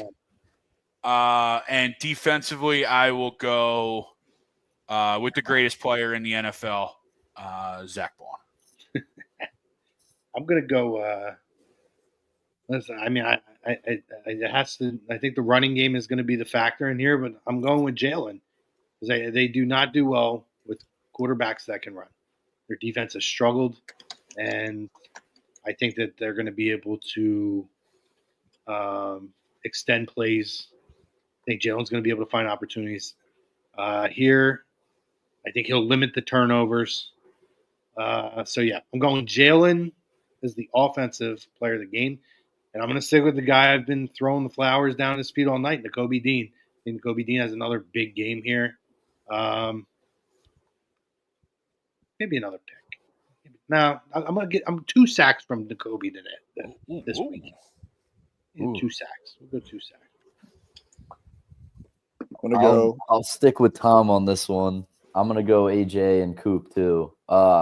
It's actually funny. I was just thinking about this right now. When we traded up to get Coop, Washington was actually the team that we traded with to go up and get him. They're also, that secondary is nothing to write home about. AJ seems to kill them every single time we play them, especially without Marshawn Lattimore. I assume he'll go out and kill them again. So I'll go with them. Maybe we'll see a punt return from Coop. Maybe. Yeah, I'm gonna go offensively. I think Jake Elliott has a day. As funny as it sounds, I just don't think we're gonna convert as much as we should, and we're just gonna kick the field goal, and Nick's gonna get a reality check. What? Nick's gonna take the points? He's been taking some heat, and it's a big division game. And I think Elliott will come up clutch. And like I said earlier, I think it's a game winner. Also, side note, maybe Jahan Dotson finds the end zone. Maybe some miracle, a blind squirrel finds a nut, and he finds the end zone. We talked about that earlier. Before you jumped on, yeah. I said to book it. I said to write it in. You know what I mean? Go put the money on plus 650. Luke told us. Plus 650. Yep. Wow. Yeah, So might have to do that. Give me a Quinyon Mitchell pick 6. It's gonna happen. Oh boy. And I don't know. I know this is it's an easy one. Give me Saquon Barkley. The Washington struggles against the run. Give me Saquon Barkley. Give me for fun 2 touchdowns, 150 yards rushing. Let's go. Yeah, that would be fun. Would be a great time. Zach Ertz might have a day too. Zach Bond's going to shut him down. We have the better Zach now. I mean, let's be real. How much PTSD did we all have as Eagles fans watching Zach Ertz, of all people, come up a yard short last week? Yeah, even if he wasn't. But even though he had it, but he came up a yard short. Like, how many times have we seen him? It's so Zach Ertz to go a half a yard in front of the sticks. And then come back to the ball, right? Like, yeah, he'll run past the sticks, but then turn and take 2 steps in to catch the football. And then when I first watched, I didn't even realize it was him at first. And then when I saw it was Ertz, I'm like, of course. I mean, you're right. He did get that. But I'm like, of course he went right to the sticks. Yeah. That was his birthday, too. Came up short. Sucks. He's still the same player. Yep. Runs his route, catches the ball, can't run after it. Yep. Never broken a tackle a day in his life. Love him, though. Yeah, no yak. No yak Zach. No yak Zach. That's right. The only tackle he broke was in the Super Bowl.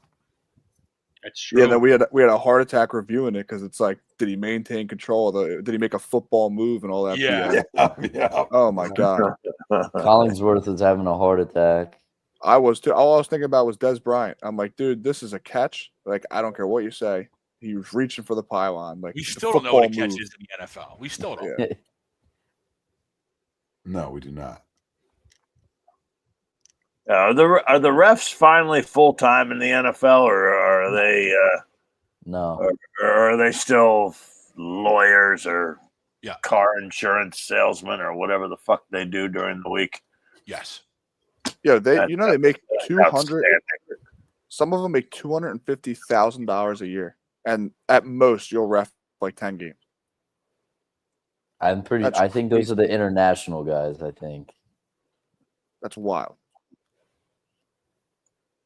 With the international guys, will make how much? I don't know that, but I'm pretty sure those are the guys that make more than the rest of them. The guy who went to Germany this weekend. I'm pretty sure it's the same group of guys every time. So like at most, if you're doing 16 games, you're working 16 times a year. An Make $250K. NFL referee earns between $205,000 to $270,000 a year. And how many games are you reffing? Like, think about it. Like, I'm not saying some weekends you got to sacrifice. You're in Germany, obviously, but I mean, you're working 16 games a year. You're making $250K. Yeah. Some earn over $300,000 if they get postseason calls. And with replay review now, you could be terrible. It don't even matter.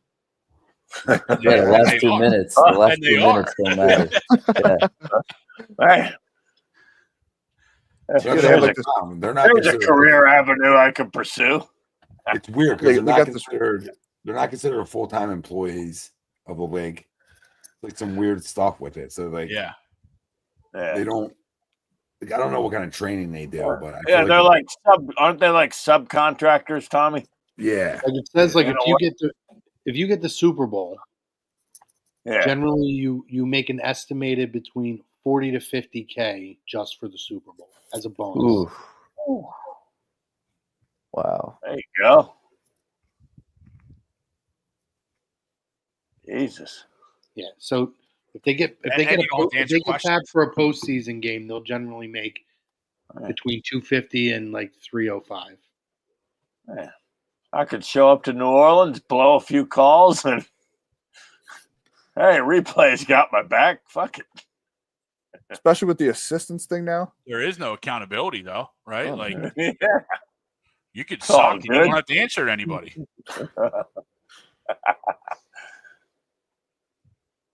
That's what cracks me up in the NBA when like they do like those like official reviews after the game, like the ref reviews. Yeah. And it's like they'll tell you like we did indeed see that Maxey was fouled. 1 minute and 20 seconds left in the fourth. It's like, well, what are you gonna do about it? Thanks. Can you? Who cares? Yeah, who cares? Yeah. So if that's the case, let's redo this then. Yeah. Yeah. Well, I don't know. In defense of officials, especially in football, and face it, in a lot of sports now, where they are changing the rules every freaking year. You know, is it me or does it seem like there's at least a wrinkle or two every offseason heading into the new season in whatever sport it may be? I don't know. Maybe it's just me. It's definitely you staticking out. I got you. Well, you know. But no, I got my 1997 internet over here, baby. Help me up. The old lady picked up the phone to make a phone call. Dial up, baby. Yeah. But no, you're right. They do try and reinvent the wheel, or what's the NBA called? Jimmy. What's the NBA called? Their areas of emphasis. Yeah. They don't even do it anyway. Yeah. Although in the NFL, all you see is the legal man downfield this year. Yeah, that's yeah. They're picking on that one. It's weird, and it's so hard because it feels like everybody's running some version of an RPO, right? So you're always. I feel like it's just like, illegal man downfield is the new holding. Like you could probably call that on every play, right? I mean, I've never seen it so much. Like it's literally at least once a game. You're seeing it in every single game. Yeah. It's just hey, SJM, your edible definitely kicked in there, brother. Just don't get behind the wheel, you know. Stay home.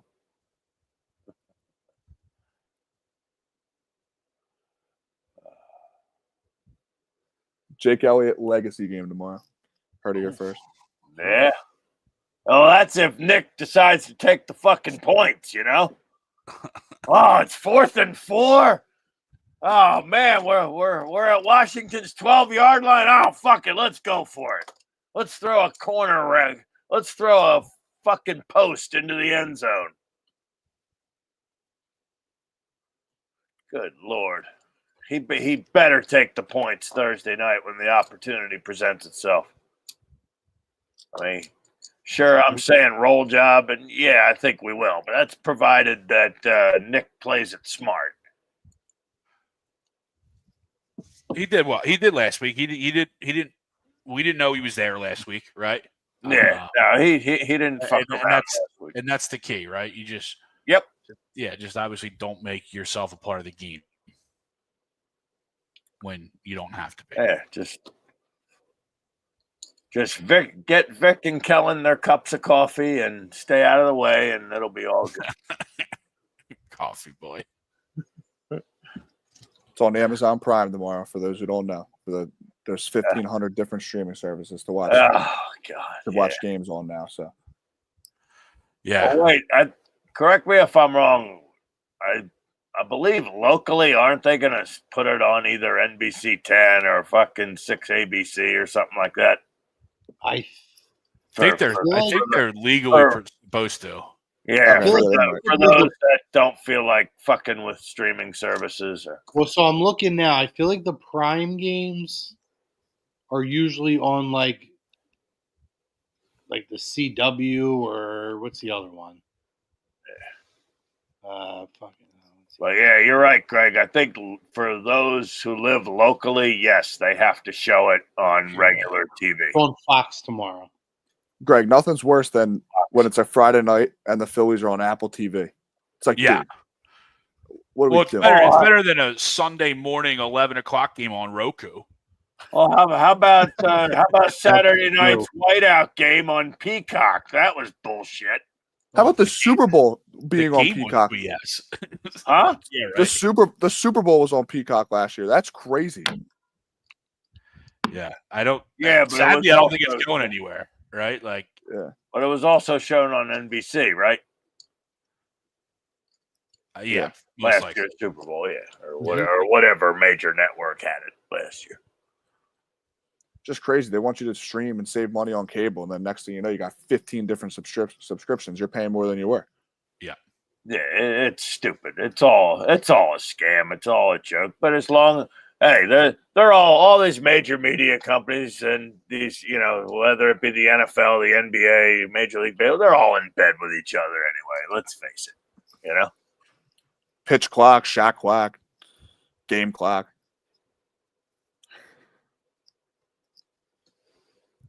But yeah, Fox tomorrow. If anybody in the world actually doesn't have Amazon, which would be shocking.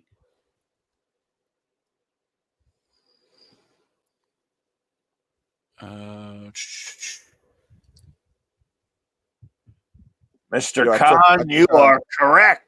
Yusef. Yusef. I took Jared McCain for Rookie of the Year. It was plus 1,200 before the game today. Yeah. It's plus 280 right now. Yeah, he jumped up that hard. He's the current favorite. Yeah. I'll paint his whole fucking body. Every bit of it for everybody. It's bigger than me. I mean, what another home run hit it looks like from one Daryl Morey. Right. And just organization, like we talked about, boys, it just makes you feel good, even though we stink out loud right now.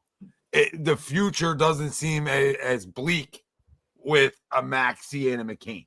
You just feel like, okay, all right, we're on to something. It's not total maybe process if these two other guys. And then that Cooper Flag in there in the draft next year. Yeah, that's a trio we can build around. I'm good. I'm going to say out the white guy from Maine. I'm just going to say it out loud. Okay. Yeah, I think it's pretty good. You might be wrong on that one. Although he did choke hard last night against Kentucky. I'm just saying, like, listen, we got lucky and hit on a Duke guy. All right, let's calm down. All right, Bancaro. Yeah. Bancaro. Right, obviously a hit for Orlando pre-injury, unless he turns into Grant Hill, and he's just never healthy. But let's be real about Duke, right? Let's not go to that well too many goddamn times and think you're going to come out smelling like roses every time. Well, he's the number one player in the country, though. Oh, I know who the hell he is, and I know that he grew up in Maine. Okay, this ain't French Lick, Indiana, Luke. This ain't French Lick, Indiana. You see him playing in the select team with a bunch of pros. Do you see that? No, he's probably awesome. He's ridiculous. He's unseen. The Maine turns me off. All right, well, he'll turn you back on. Listen. I mean, what Cooper DeJean's done. Get me a Maine lobster. What Cooper DeJean's done in the secondary has changed my mindset a little bit. All right, we'll just leave it there. So Cooper Flag, Cooper DeJean. They're back. We're back. Cooper Sharp. Cooper Sharp.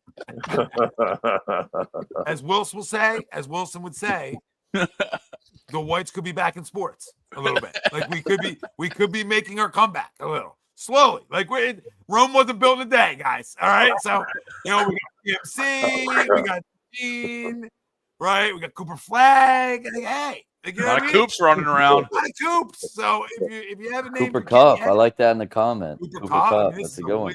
Yeah. Cooper Hospital. That's great. Cooper Hospital. That's awesome. Jared McCain joins Steph Curry and Jason Kidd as the only rookies in NBA history to have 34, 10 assists, and 6 3-pointers.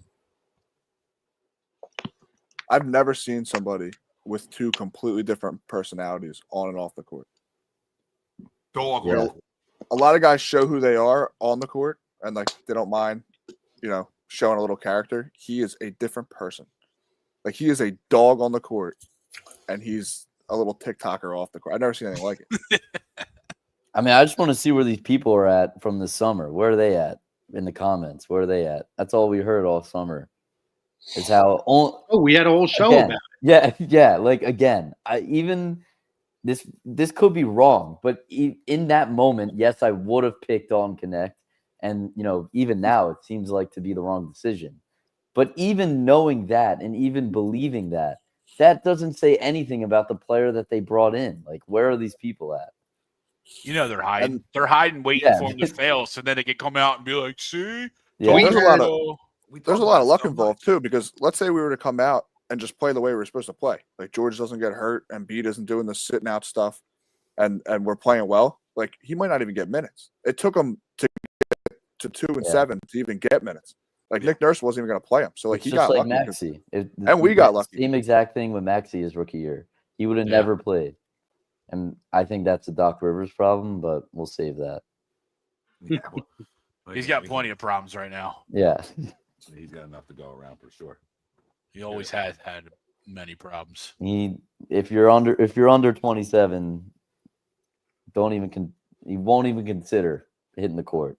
Won't happen. Will not happen. Doc Rivers. But like if you look at the standings right now, and like obviously I'm not going to sit up here and I'm not going to sit up here and say we're going to win like an NBA title. I'm pretty sure those are out the window. But I think that everyone's overreacting slightly just because of how horrible the Eastern Conference is right now. Like the Knicks just lost at home to the Bulls tonight, and they're at 5 wins as a 4 seed. So we're only 3 games back. So in my opinion, if you get all these guys back, in 2 weeks to where they're consistently playing, 2 weeks is a long time in the NBA. That's like what, 6 games or something. So then if they come back 2 weeks consistently where all 3 of these guys are playing, they'll be fine in terms of getting into a comfortable playoff spot. Well, they'll be fine. I think it's only the first. You got the Christmas to get it right. I think it's only the top 2 teams that are over 500 right now. Am I correct on that? No, Orlando won tonight, but yeah. Okay. Yeah. So it's like your crazy. Point though, to your point is you just want to be like have some chemistry together and a good amount of it by like Christmas time. So if you can get like 3-4 weeks of like solid playing time together pre-Christmas, I think we're on to something, Luke. Right? I think we're fine. Like 2 weeks, like even 3 weeks. If you started playing consistently together in 3 weeks from now, right? You can go on that because all they're missing is an 18-2 in your last 20. That it's as simple as that. I'm not saying that's easy, but you see it every year. Teams do it. Like I forget last year, was it like Toronto who wasn't even any good, but then they like turned it on out of nowhere, and then they were like a playoff team. It might have been Toronto. You get what I'm saying now? Yeah, but we came out with an 8-game winning streak at like the start of the year. We weren't even considered to be that good. No. Well, it's just it's a real weird start to the year, right? Because the one thing for us is we don't have the guys playing, but then you look at a Milwaukee and you look at New York, And they have their guys playing. They're. I mean, I know Dame, I think, has missed a couple of games as of late. Yeah. But he played like the first 8 or 9. And both of them, I think, the Knicks have 3 wins. Is Milwaukee still sitting at 2? Did they get to 3? No, they won yesterday and today. The Knicks have 5 now, but they're still below 500, and you're still 3 games out of that 4 spot. Like, I understand why everyone's upset, and you shouldn't be happy. You have every right to be upset, and I'm not saying we're going to win an NBA championship, but it's way too early, and this could have been way worse. This could have 2-9. I mean, this could have been 0-11, right? I mean, and listen, like, you didn't expect to have Maxey, and like you expect to have Maxey, but you expected to have George. No matter what you were doing with Embiid, you expected to have Maxey and George. Yeah. Like we saw in Phoenix, that's enough, right? They lost that game, but if you stayed up late, like at the Gen, and you watched that game, you notice that's enough to hang in this league. That's enough production to hang. And then you said to yourself, well, once those other guys got comfortable in their roles around those two, there's enough talent to compete and be like in that 500 range without Embiid. So they had no intentions of 2-9 because they didn't expect to lose Maxey too. Like they win last night if they have Maxey. That's the difference. Like if they have Maxey and George, they're going to probably be more on the winning side than the losing side. And then you add all 3, and then it's a nightmare. Yeah, we're talking about the Bucks too. They obviously have Doc Rivers. They also have Darvin Ham. They have like the 2 worst coaches in the NBA. So that's their problem, not talent wise. And then the Knicks. I'm confident to say that Darvin Ham's a piece of shit. And the Knicks screwed up. Like that trade was terrible for them. I think they're a much better team and a much scarier team with Randall and DiVincenzo. And I know Hartenstein walked. There's a theory behind that trade, though, that's starting to pick up traction, that ultimately they picked up Cat so they can then flip him to Milwaukee to get Giannis. If it happens, great. But and that's been talked about by like big. Yeah, I don't see how they can do that after they traded for Mikal, because they traded 6. What draft picks do you have? Yeah, you're not doing it straight up. I don't see how they can pull that off. Do that anyway. Because I thought part of the only guy in the country that says that. Like I might be the only guy to sit here and tell you that I would not do that if I'm New York. Well, that's more of a team-oriented player than Giannis is in his game. And you can't have Jalen Brunson and guys that need shots on that roster. And in my opinion, put Giannis on it. I think Cat spreads the floor for them better. I think he fits what they do better. Giannis is the better player. I get it. Maybe. Is he? Like, is he? I don't know if he is. Like numbers wise, I don't know if he is. I think he's completely overrated. I'm not going to go there, Greg. I know your reasonings on that. He's a freak. No, Giannis. Oh, okay. No, Giannis. I actually think Cat's more skilled than Giannis. For sure. That's not even up for debate. Giannis is downhill, put his head down. Giannis is just a product of today's NBA where you don't call travels and actual offensive fouls. Maybe offensively, but defensively this year, in the paint, in the restricted area, yes. Karl-Anthony Towns, opponents are shooting 91% against Karl-Anthony Towns. Opponents are 31 for 34 in the paint. He's softer than Sharman. I cannot go there. Giannis is far and above beyond Karl-Anthony Towns. Well, Anthony Towns doesn't play defense. Yeah, he never has. And it was hidden when he played next to Gobert all those years. Oh, nobody's. That's also why I think they messed up with the trade. I mean, you got the softer player in Randall versus Towns. Well, I don't even think it's about. But Randall and Brunson can't play together. See, I don't think it's about Randall. He spreads the floor. It's as simple as spreading the floor. Giannis will not spread the court enough for a New York style of offense on what they want to run there. He won't. That's why Randall does it. Randall's a guy. Randall's not a 3-point shooter. He's just not. They needed that. They needed that other weapon. Yeah. I honestly don't think it's about Randall. I think that they needed more offense from a big man. The problem is Dante DiVincenzo is a winner. Yeah. Won in college. He won with Milwaukee. Dude was the heart of that team. And you talk to any Knicks fan. I work with a whole lot of New York fans. Sorry. I've had conversations a lot. Good Lord. And they look at that, and they look at it, and they say, like they say it, the heart of that team is gone. And I mean, Jalen Brunson's a hard worker, and he's got a lot of heart.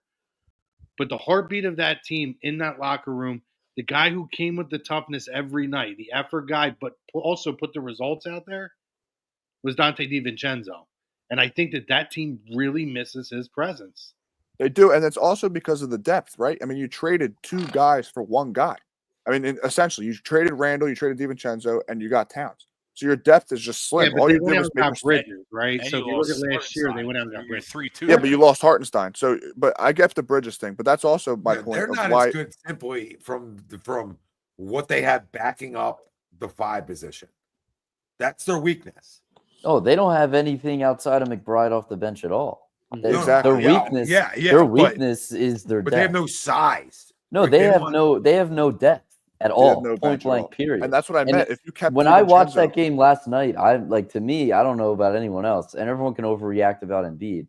He's never looked good in his first game back ever, whether it's from an injury or rest, whatever you want to call it. He's never looked good there, and they've all been on national television, so everyone will talk about it. But he's never looked, he's never been great coming off an injury or anything like that.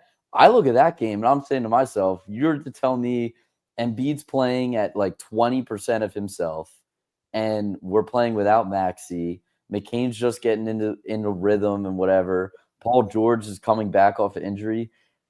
Like, we are in a good spot if you want to compare ourselves to them, is basically what I'm saying.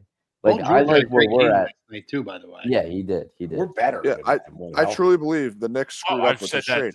Yeah, because I said that. They got real, Tommy. Absolutely.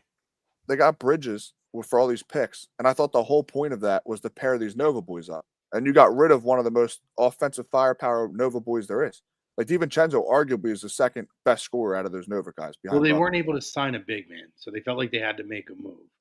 And honestly, but he's not a big man. We're talking about spreading the floor, shooting threes. He's not a big man. He's giving up 91% of points in the paint. He's not a big man. Right, but he'll get rebounding and make him look like a big man, right? Right. They needed more rebounding, which he does do. He rebounds. Obviously. And, yeah, he shoots threes, but he can score down in the post as well. They needed a big man. They didn't have anybody. They were. I mean, you might be looking running hard out there as a big man with the way that roster. No, he's one of the most skilled offensive big men in the league. 100%. We know the defense is left. You know, there's a lot left to be desired. Well, and the fact that Mikal Bridges, like, why did he change his shot coming into this year? It makes no sense. Why are we still talking about the Knicks, by the way? That's what I want. Makes us feel better about ourselves. No, because we're also talking. We know we're the better team. And we're 3 games back. We have till Christmas to fix it. Hey, go to any department store, and Christ, I would have thought Christmas was tomorrow. Yeah, well, I mean, you can walk down the street and think that too. Chandler Parsons came out and said that he thinks the Sixers are going to shut Embiid down for the year. So Chandler Parsons knows all about that, by the way. He does. So if there's an expert in not playing, it would be Chandler Parsons. It is. So we like him stopping by. I like to stop by Chandler. But Luke hit the nail on the head, a few minutes back, where he's never looked good in his first game back. And dude, it's the same thing every year. It literally, they'll get on him, then he'll go on his MVP run, and they'll be like, "Holy shit, he's the best player in the league." He'll probably get hurt, and like, yeah. I just still feel confident, though. I'll say this: like, if we had PG, Maxey, and then I've like what we've seen out of McCain, right? We can, if those 3 guys are on the court on a consistent basis, I still think we're all right, because I still think we are pretty deep scoring wise. Like, there's options that come give you bench production night to night. There's enough in there. I think rebounding is going to be our biggest problem without Embiid on the court. As we can see, I like Bona. They had no choice with no Drummond tonight, but I like you just giving him some run, because it's not going to hurt the kid, because any size that we can put in there at this point fills a major void, and we see it. We see it. So Bona's got to get developed probably quicker than they would like to, because if Embiid isn't going to play back-to-backs, I listen, I love the Frenchie. I love him. He just can't play the 5 most nights. I was gonna say something. I'm gonna fully disagree with you. I think from what I've seen so far, and might be a hot take, I don't know. Andre Drummond looks way too far from himself. And I would be much more comfortable putting out a guy who will at least stretch the floor and will rebound at a pretty decent level in Yabusele. That's just me. Andre Drummond has been really hard to watch, and he's hasn't he's been hard to watch. But what makes Yabusele, what makes Yabusele like even worse is by putting him at the 4. He's gonna get cleaner shots at the 5 anyway. In my opinion, at that point, when Embiid's healthy, I'd rather just say to hell with Andre. Like, whatever. That experiment is just not really working. It's fair. out. I just don't think on a night-to-night basis he can start at the 5 for you. Yeah, he's not a starter. That's the problem. I think you become the Sixers Rockets. You come Philadelphia Rockets. You're not big enough with like when you're running Tyrese Maxey out there, and then you're running a big man at 6'8". You really are limiting yourselves in the rebounding department right then and there. And just in the paint. You see, like even with Drummond, I'm just saying both of them. So my point is the kid's got to get playing time.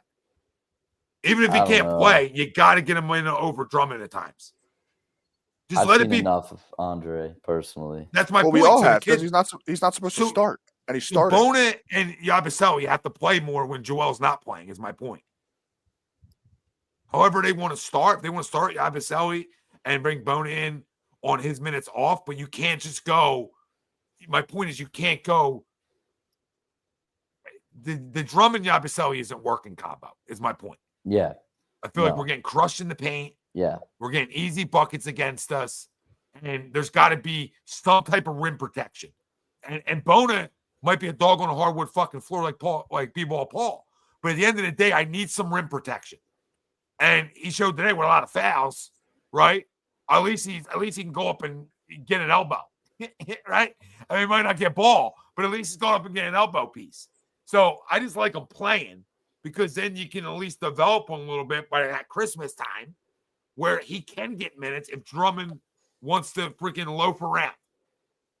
I agree with Luke. I just think the reason we're sick of him is this guy's playing 35-plus minutes a night. Yeah. Like, we didn't bring him here to start. We brought him here to back up Embiid, play 12 minutes and rebound. Because like you said, rebounding is going to be a problem for this team. With or with Embiid off the floor, rebounding is a problem for this team. That's why we brought him. But he's not supposed to be playing 40 minutes a night. He's far past that in his career. And that's why playing those back-to-backs, right? Yeah. Because God forbid. But even this is my point. Like, I'm looking at the game yesterday.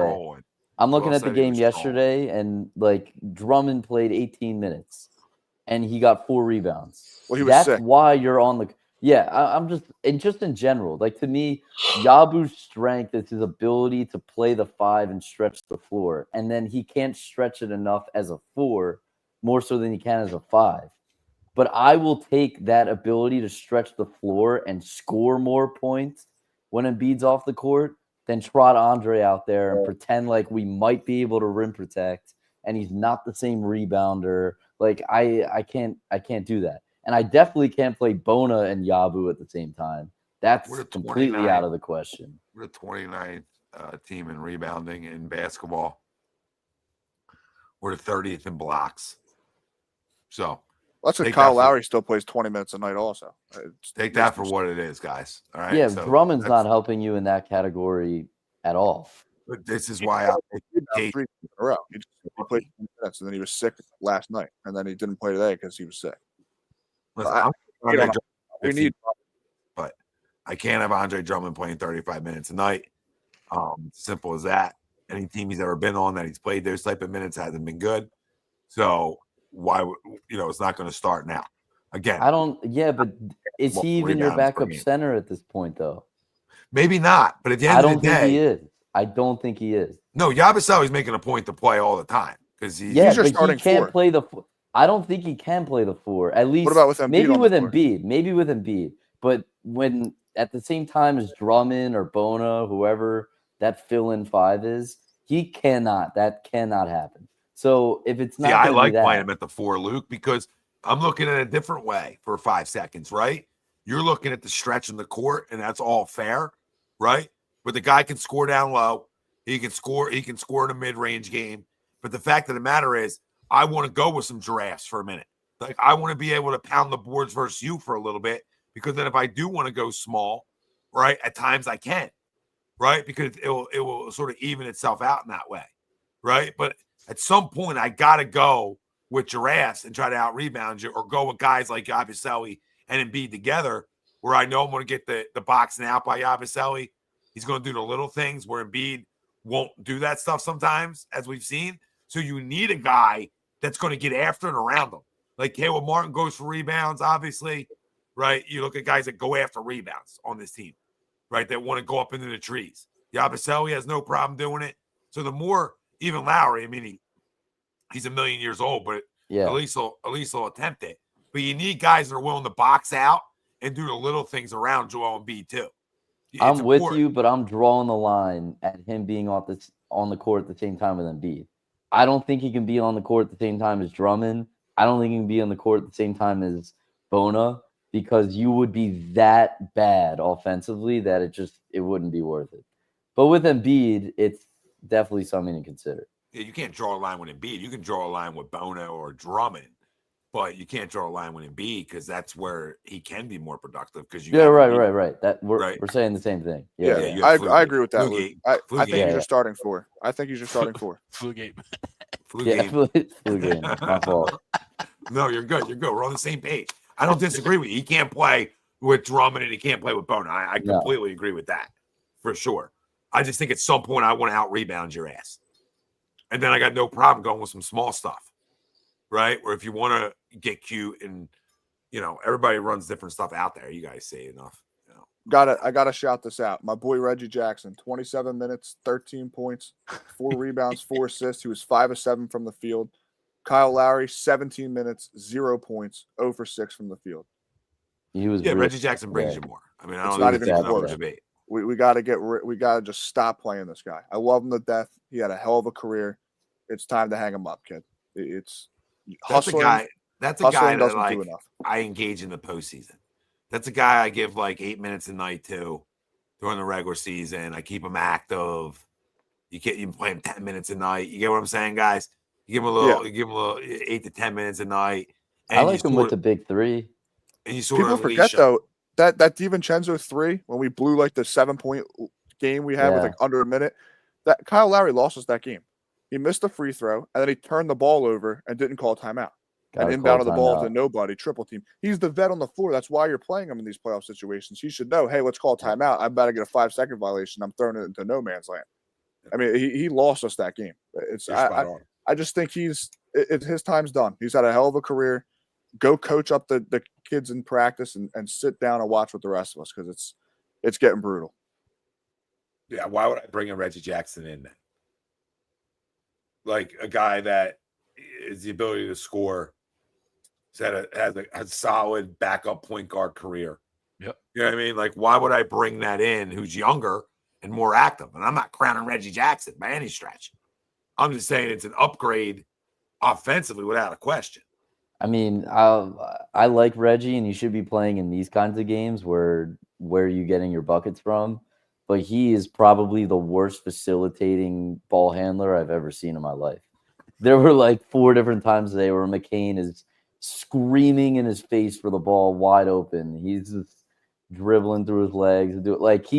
He should be playing now because he'll go get you a bucket. But when all these guys come back, I don't think he should be worthy seeing the floor. I think Lowry's more viable in those times. Lowry won't shoot 6 threes when Paul George, Embiid, and Maxey are all playing. That won't happen. No, for sure. I'm talking about him just running your bench unit. Right now, it makes sense.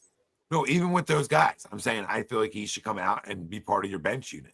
Like, I don't know. Now that we have McCain, I don't even think so. Yeah, he they can't look play good defense. together. Is my point. Not really well though. Not defensively, they really didn't. And like when they play well together, when McCain has the ball. When Reggie has the ball, you're not seeing that thing back. You're not getting that thing back. Listen, which is why when all those guys come back, I don't really want him with the ball all the time. But right now, he should be getting 20 minutes a night, solely off the fact that he'll put up 15 a night. Yeah, if he's shooting 5 of 7 from the field, though. Yeah, like I don't care if you don't get the ball back. Your bench unit. If he's shooting 3 or 4 from deep and 5 or 7 from the field, which he did tonight, who cares if he's giving the ball up? Shoot the ball. I don't need you to facilitate. Yeah, well, I want him to facilitate when Paul George and I don't want him shooting the ball. I want I don't want him playing with that grouping. That's like one thing I'm trying to say to you. Yeah, well, it's not 5 in, 5 out. Well, no, of course not 5 in, 5 out. But you see guards run with each other. My point is, why can't him and McCain run with each other? He doesn't facilitate. McCain is best off the ball. You 4 assists in it. McCain is best. Yeah, well, he played a bunch, and like half of them were. And if you watch it, half of them were like. And plus, like the assists in the NBA today. Let's be real. I didn't. Now I come off like a Reggie Jackson hater. I was so hyped to get him on the team. Like this is what happens. Just like Devin White. You know what I noticed? I wasn't expecting this tonight with you. I wasn't expecting to go back and forth about a guy that, one, I don't even care enough about, but two, I just was like, if I'm looking for bench production and bench scoring, I don't know how I can't figure out how him and McCain can't be the backup guards. You know what's weird? And it could be this year because we're small. We're talking about it. We don't have rim protection. We don't have a lot of like giraffes, as you were calling them. But every year in the Embiid era, at least, I feel like besides like there was a year or two with Simmons, we do not throw lobs. Like this team has no set plays for lobs to the rim. Like ever. Yeah, no one's catching them. The only one catching them was Simmons for like a year when he was actually. And maybe I'm not saying that. I'm just saying bring Ben back. And then sometimes like Paul Reed, but we don't ever set plays to throw lobs. It's just weird. I think the only guy on our team that could realistically catch him is Kelly. Greg, I'm with you on that one. Yes. No, let's not do this, guys. It's probably not a good thing. I would happily have that conversation again. Yeah, I will happily not. All right, I'm with Dead Slayer though. There's no world where Reggie should be like deeper on the bench than Jeff Doughton. Like that should never happen. That's all I'm saying. Yeah, that's a joke. That's a joke. We're not. This isn't a Reggie Jackson fan club here. This is a Reggie Jackson group. Like I'm just saying, like common sense and his career says, okay, him and McCain would be instant offense together. What do you want from your bench? I don't know. Maybe it's my first time watching basketball. I either want one or two things. It's either my get up in you group and my group that's going to absolutely palm me up, or it's my group that's got to score. So I can win a ton of games if I can get 25 bench points a night. So how do I get it? Well, I think I got a better chance with McCain and Reggie than I do of Doughton and McCain. I mean, I might get 25 out of Jared himself. But my point is I'm going to get better opportunity. And even if that's like, I'm okay with even if it's Eric Gordon and Jared McCain. Right. And Reggie's an odd man out some nights. Like, I don't have a problem with that. And we're not celebrating Reggie. It's more so we got to limit Kyle. We got to get Kyle minutes down. He's got to go towards the end of the bench. Like, he's had a hell of a career. He's too small. He can't defend. Go sit with Embiid at the end. Celebrating. We're 2-9. I don't think we're celebrating shit right now. Yeah. No, I mean, that's goddamn Cromer celebrating Ben Simmons. But besides that, let's go. How many days and how many games can we keep looking at the standings every day? Because it's actually driving me nuts. And I'm not coming at Luke, but it's every one of my friends at the lunch table or at work or whatever. They look at their phone and they say, "Oh, we're only 2 games back from the 3rd seed." Oh, well, it's okay. We're 3 games back from the 3rd seed. Oh, now we're 4 games back from the 3rd. How many times are we going to do this? In 2 weeks, you're going to be 10 games back from the 3rd seed. Then what? 4 and 20. Yeah, like what? Then what? Like I'm sick of hearing that. There's no crap that we're only 3 games back because the season started 2 weeks ago. Yeah, all I'm saying is that it could be way worse, and it should be way worse, but it's not. We're only 2 weeks in. I mean, yeah. How worse could it be? We have the 2nd worst record in the league.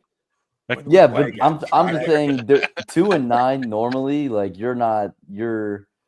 it's gonna take a lot of long winning streak to get you even breathing towards the playoffs. And it's just not the case this year. I think you get that though at some point. Yeah, that's what I agree. You get that 25 out of 30. Just hope there's no back-to-backs in that stretch. But he said he was trolling everybody. Yeah, but I don't think the Sixers are trolling though. No, but he is. And he might be. I don't think he's buying into that either. Listen, we know him. We know this guy, man. He ain't do we though? Do we though? Luke, we're gonna do this at 11:55 in the goddamn night. We know. I'm saying that in a negative way.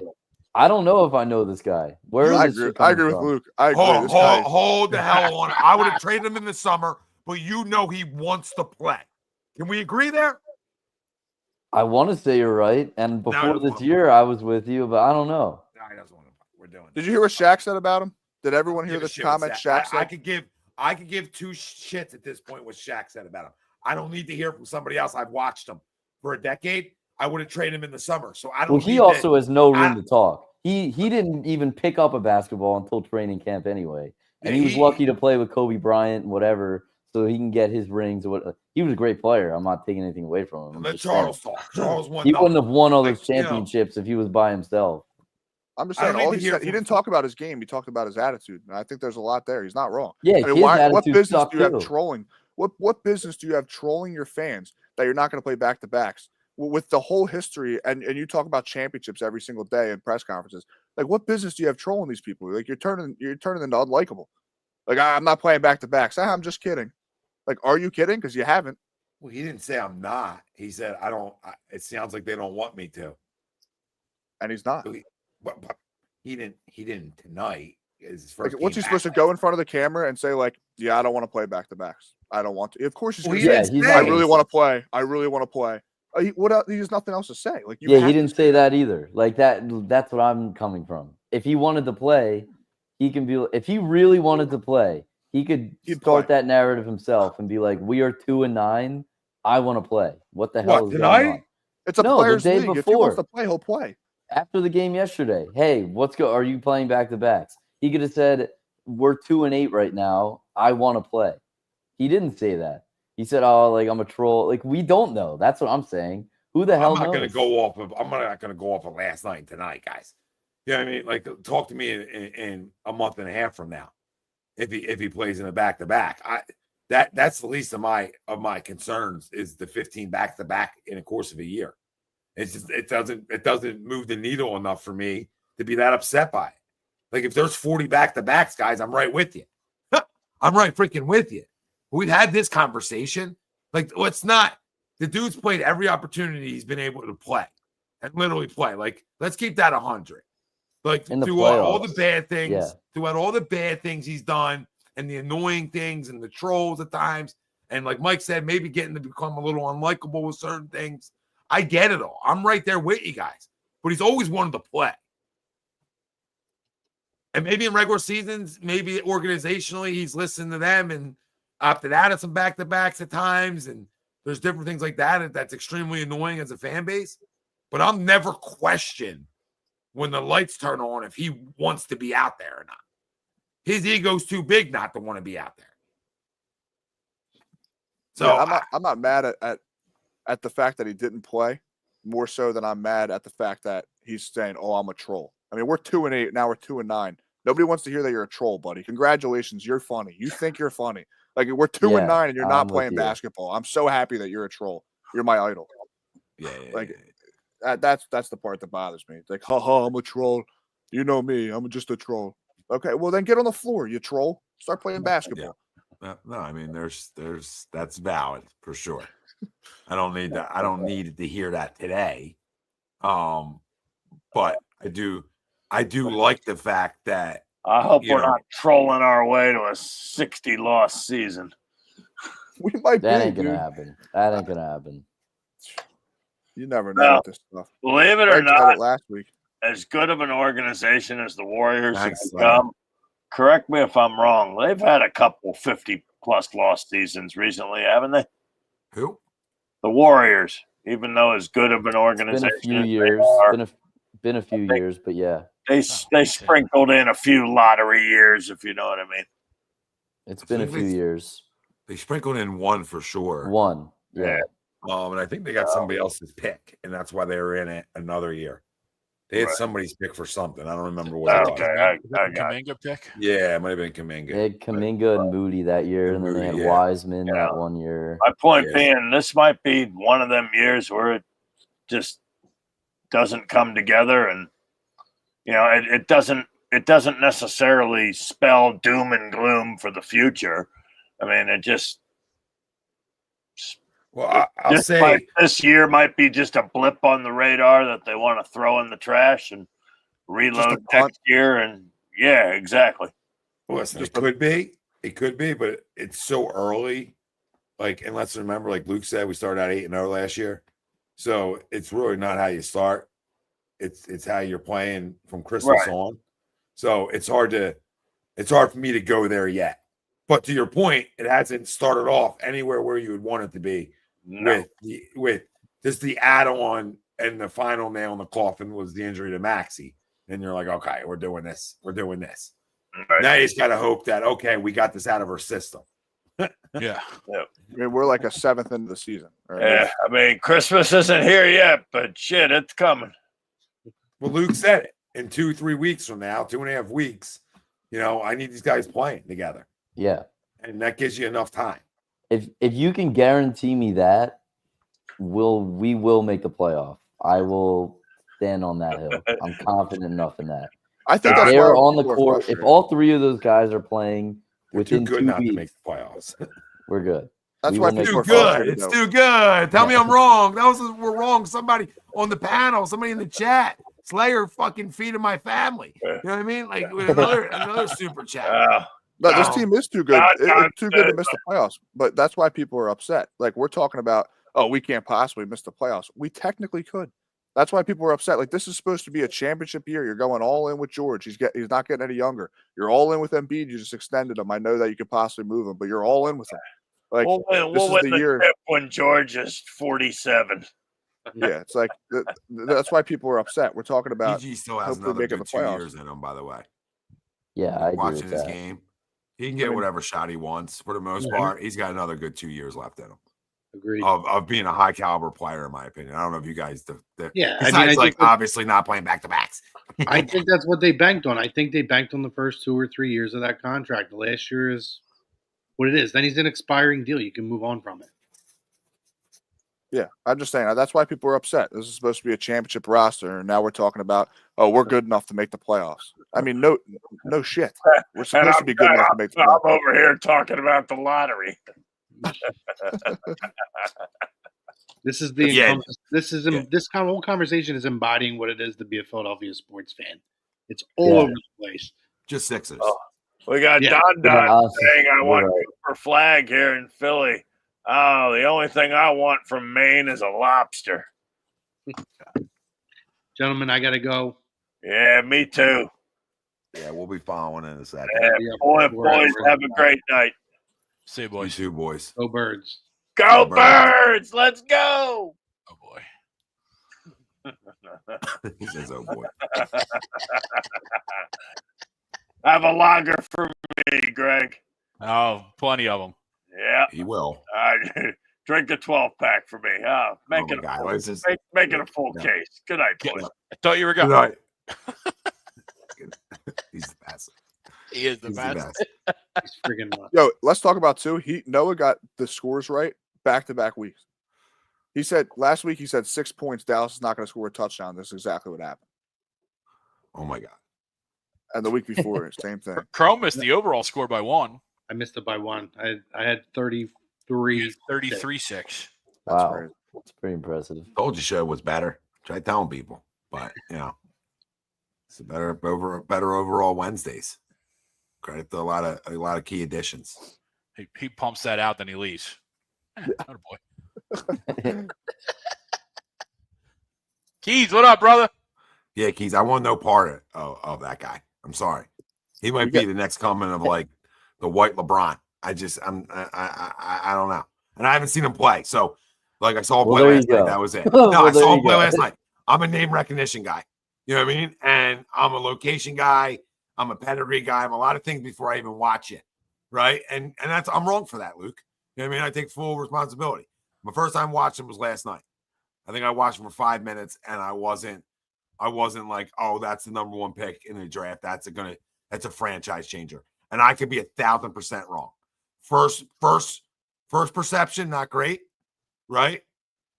first interview. Yeah. Not ideal, but I'm sure if I turned it on again, oh yeah, the lobster can probably get it's his own also shot and bucket pretty well. So it's also I think the NBA game helps a lot of guys out, and I think McCain is a perfect example of that.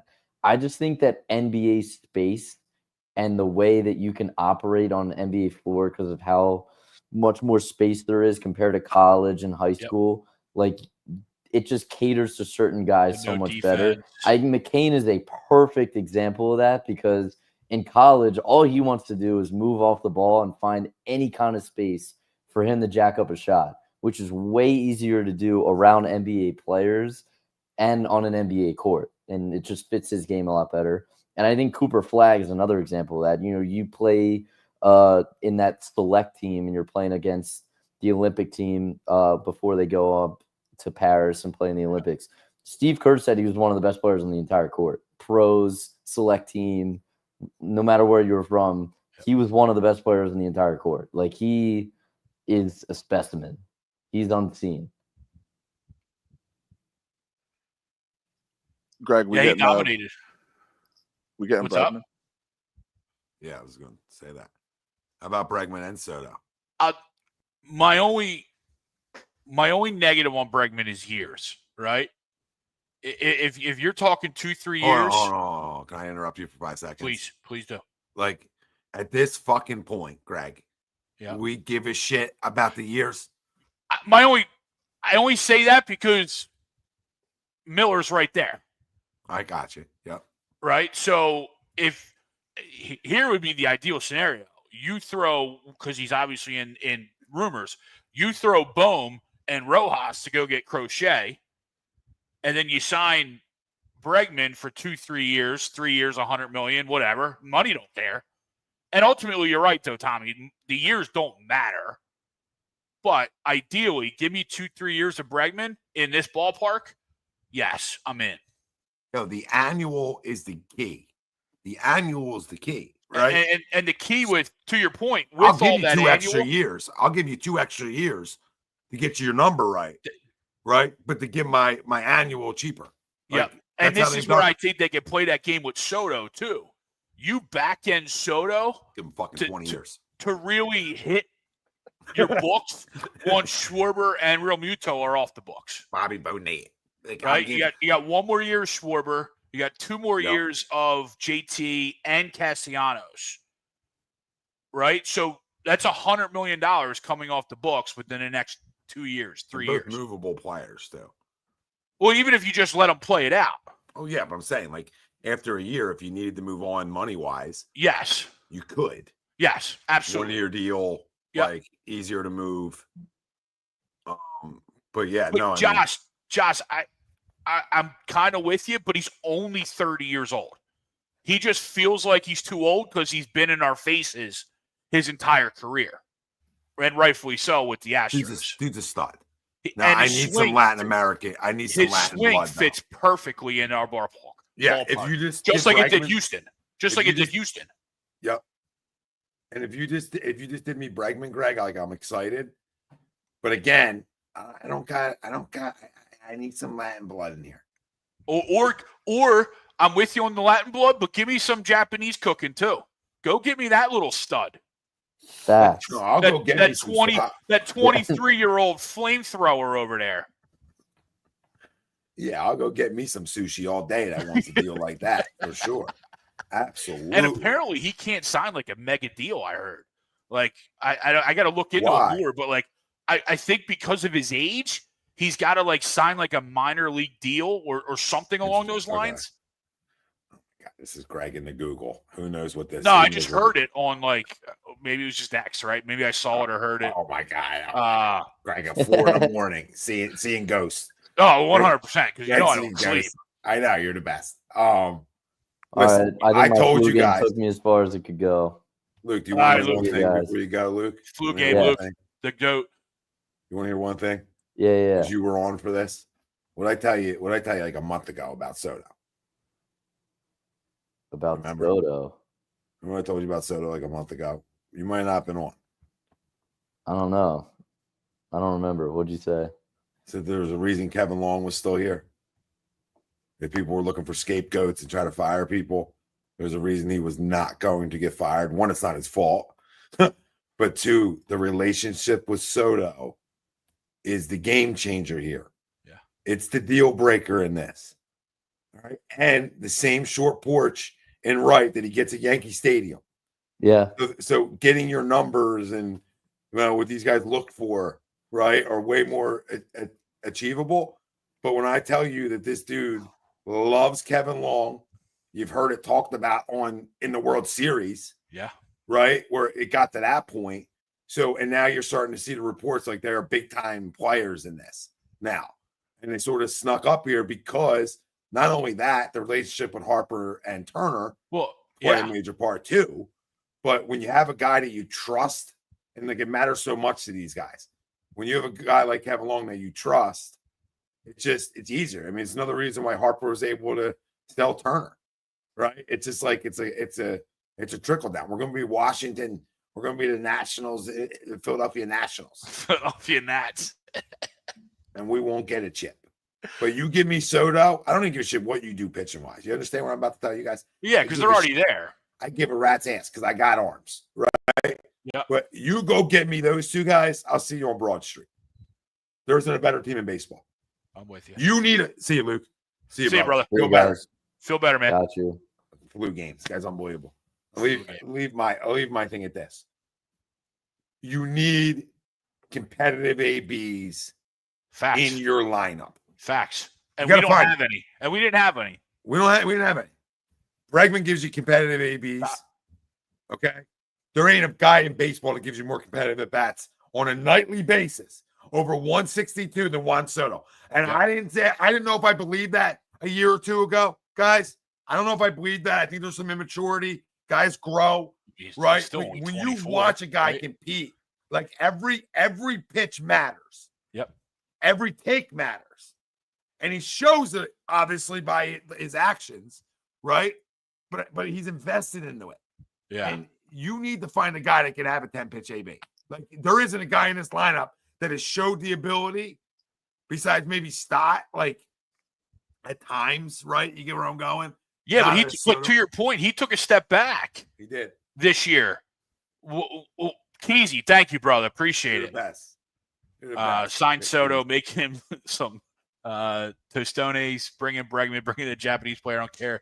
The cost, not my money. Absolutely, Keys. Well, you just watched it. Yeah. The Dodgers just outspent everybody. The Yankees outspent everybody. So if you're John Middleton, it's a copycat league like every other league is. He already knew he needed to spend money. He just got doubled down on. You understand? Yeah. But to their credit, though, what did the Dodgers do against the Mets and do against the Yankees? They had competitive at-bats. They worked pitches. They worked, and I'm not even saying pitches, right? But they worked their counts to their favor where they could do damage. Right? How many times did we come in after a post game of the Phillies and we did, we're screaming about, pitch selection and approach at the plate, right? The Dodgers watched that series and said, okay, let's just make the Mets pitchers pitch because the Mets pitchers weren't good. No. We just made them all out to look like they were all Sandy Koufax.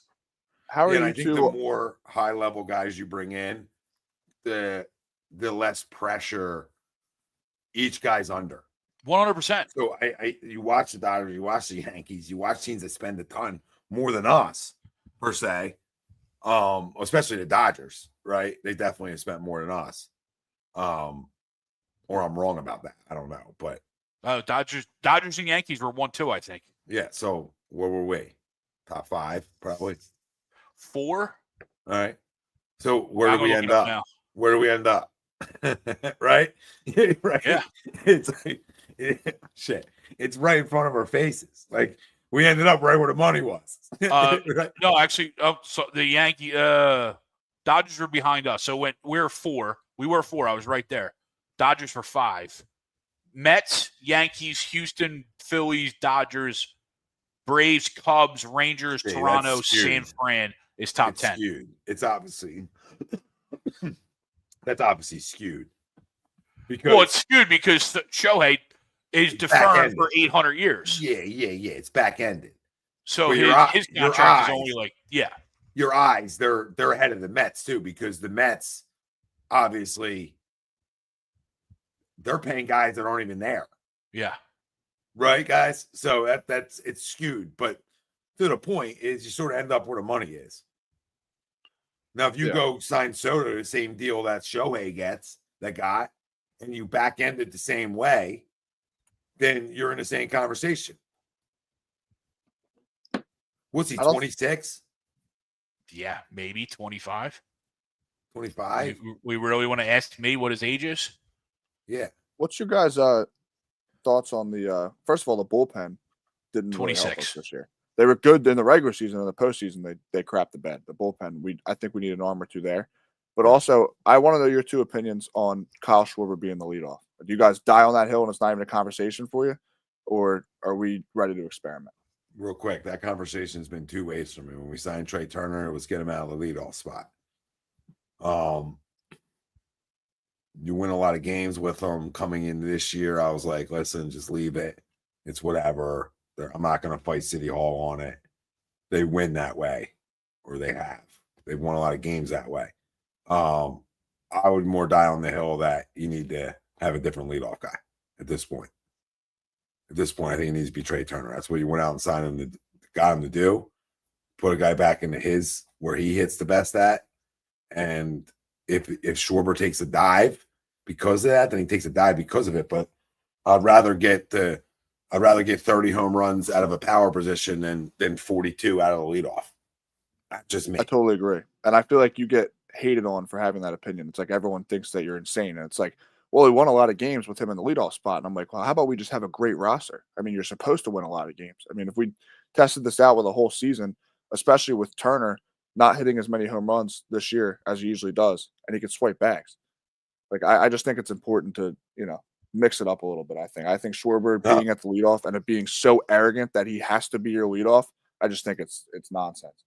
Yeah, I do too. It's like, I'm the same way. I could go either way, right? Like traditional, I'm a traditionalist, just like probably most of us are. So him in the leadoff hole isn't normally what I would think and be in on, but you also can't ignore those results. But the last 3 years, we haven't had the ultimate result we need. So let's try to figure out something else, and let's throw a different set of shit against the wall and see what sticks, right? So I'm with you, right? And to me, I just stopped caring because we knew what Rob was going to do. Yeah. You know what I mean? Yeah. Like same thing with Casty and playing every day, right? Or wherever his lefty lineups. I'll still get pissed off and yell at Rob, but it's like he's going to do what he thinks he's going to do, regardless of what is traditional baseball, which is weird because he seems like an old school guy, and it doesn't seem to fit his personality in the game. But yeah, so I could go either way at this point. Yeah, Turner's got what, 12 years? Yeah, Turner's got 12 more years. And Schwarber's got one. Schwarber, I think, is coming up on his last year. I'm pulling it up now. Yeah, so to me, I'd rather get this guy figured out in the leadoff spot who's going to be here for the next 12 years. Yes, he's unrestricted after 25. So he is this is his last year. Yeah, so if Schwarber takes a dive because of it, then so be it. I mean, you could just get rid of him or you could just play out the year. But I'd rather cater to the guy that's going to be here for the next 12 years and get him figured out in the leadoff spot. That's just my opinion. I would even go a step forward. Like I would have, like if I rolled it out the way I want to roll it out, I would go, and I got the players I wanted to get, right? I would go Turner,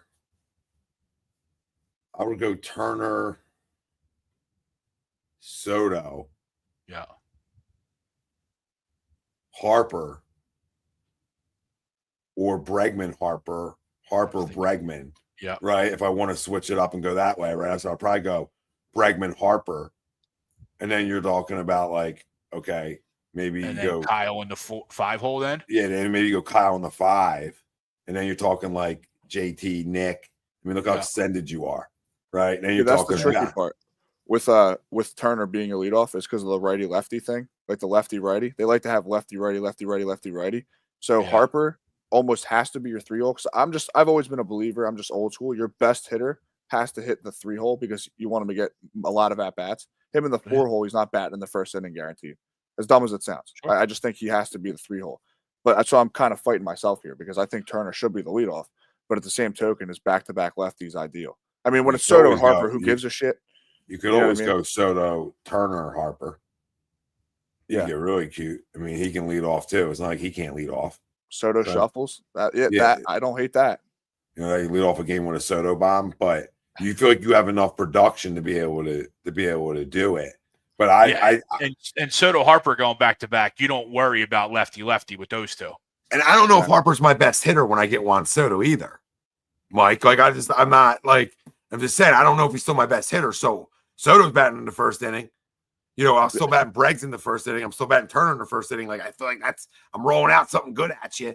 Yeah. Right. And I want JP and Nick out of the middle of the lineup. And I think that's you're what talking about. You're talking about 6, 7. That's what that solves.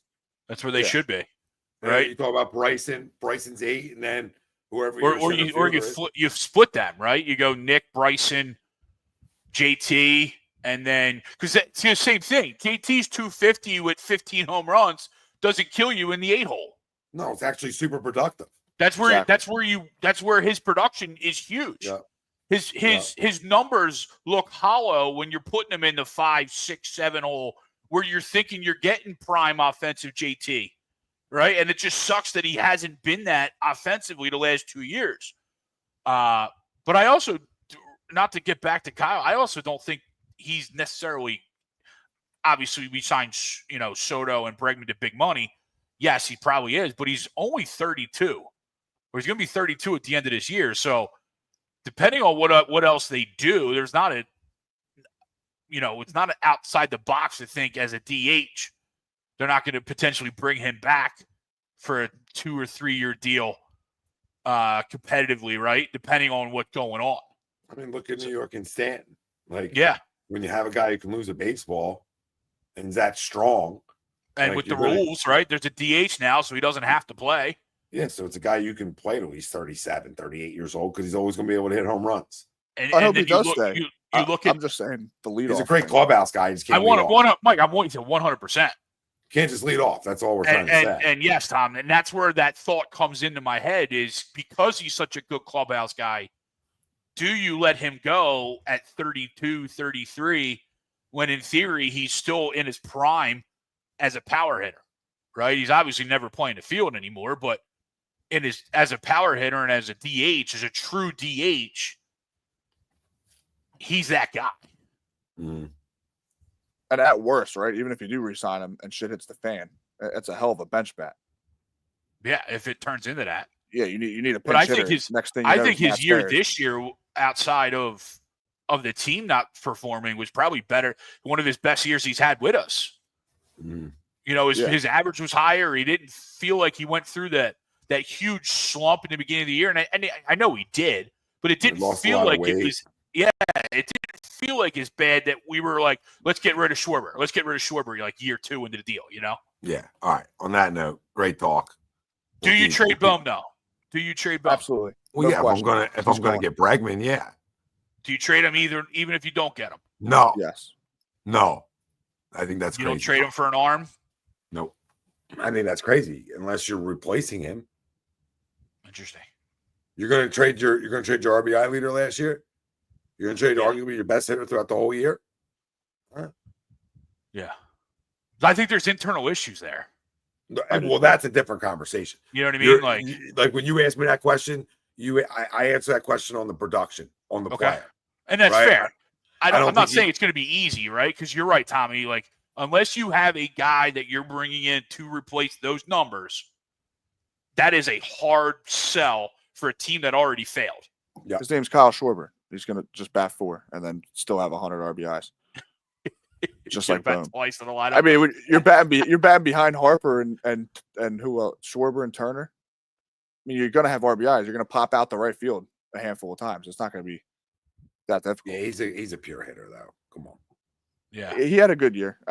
He's such a mental case, and he kills you. No, that's a different conversation. Like I said, like that's a whole conversation for another day, right? I mean, that's where if you have the guys in place where you feel like that's they'll be able to control that and help them, and then they would know better than me. They're around it, right? So if they deal because of stuff they know more than we do, then that's like, again, I leave that up. When you're a good organization, I leave it up to you making those good decisions. So we'll see. But like I said, unless you're Bregman and me and Soto and me, like, now if you go get Soto and you let him walk, that's a different conversation. Right. Absolutely different conversation, because then I just got to find, I got to find a starting third baseman. Right. And it's not a Monday. And that's where you might go for, the interim. That's where you might go like, Sosa, right? They love Sosa. Well, I don't know if I can start him. Like, I don't know if he. Well, no, yeah, or maybe a platoon, right? Sosa and somebody else every other day, right? I hear you though. They tried Weston Wilson. The sad part is he was hitting the heck out of the ball. All of his outs in that playoff game too, they were hard outs. So Weston Wilson was hitting, but he can't play third. He's just not a good fielder. But I'm here to tell you, no matter what, Soto or Bregman, somebody's coming here. Like, they didn't really do anything this year. They kind of just ran it back. Someone's coming here. So it's a guarantee. It is. We're going to get a name. I don't know who's going to do it. The safer one's Bregman. That moves on from Bohm. It doesn't sell me enough.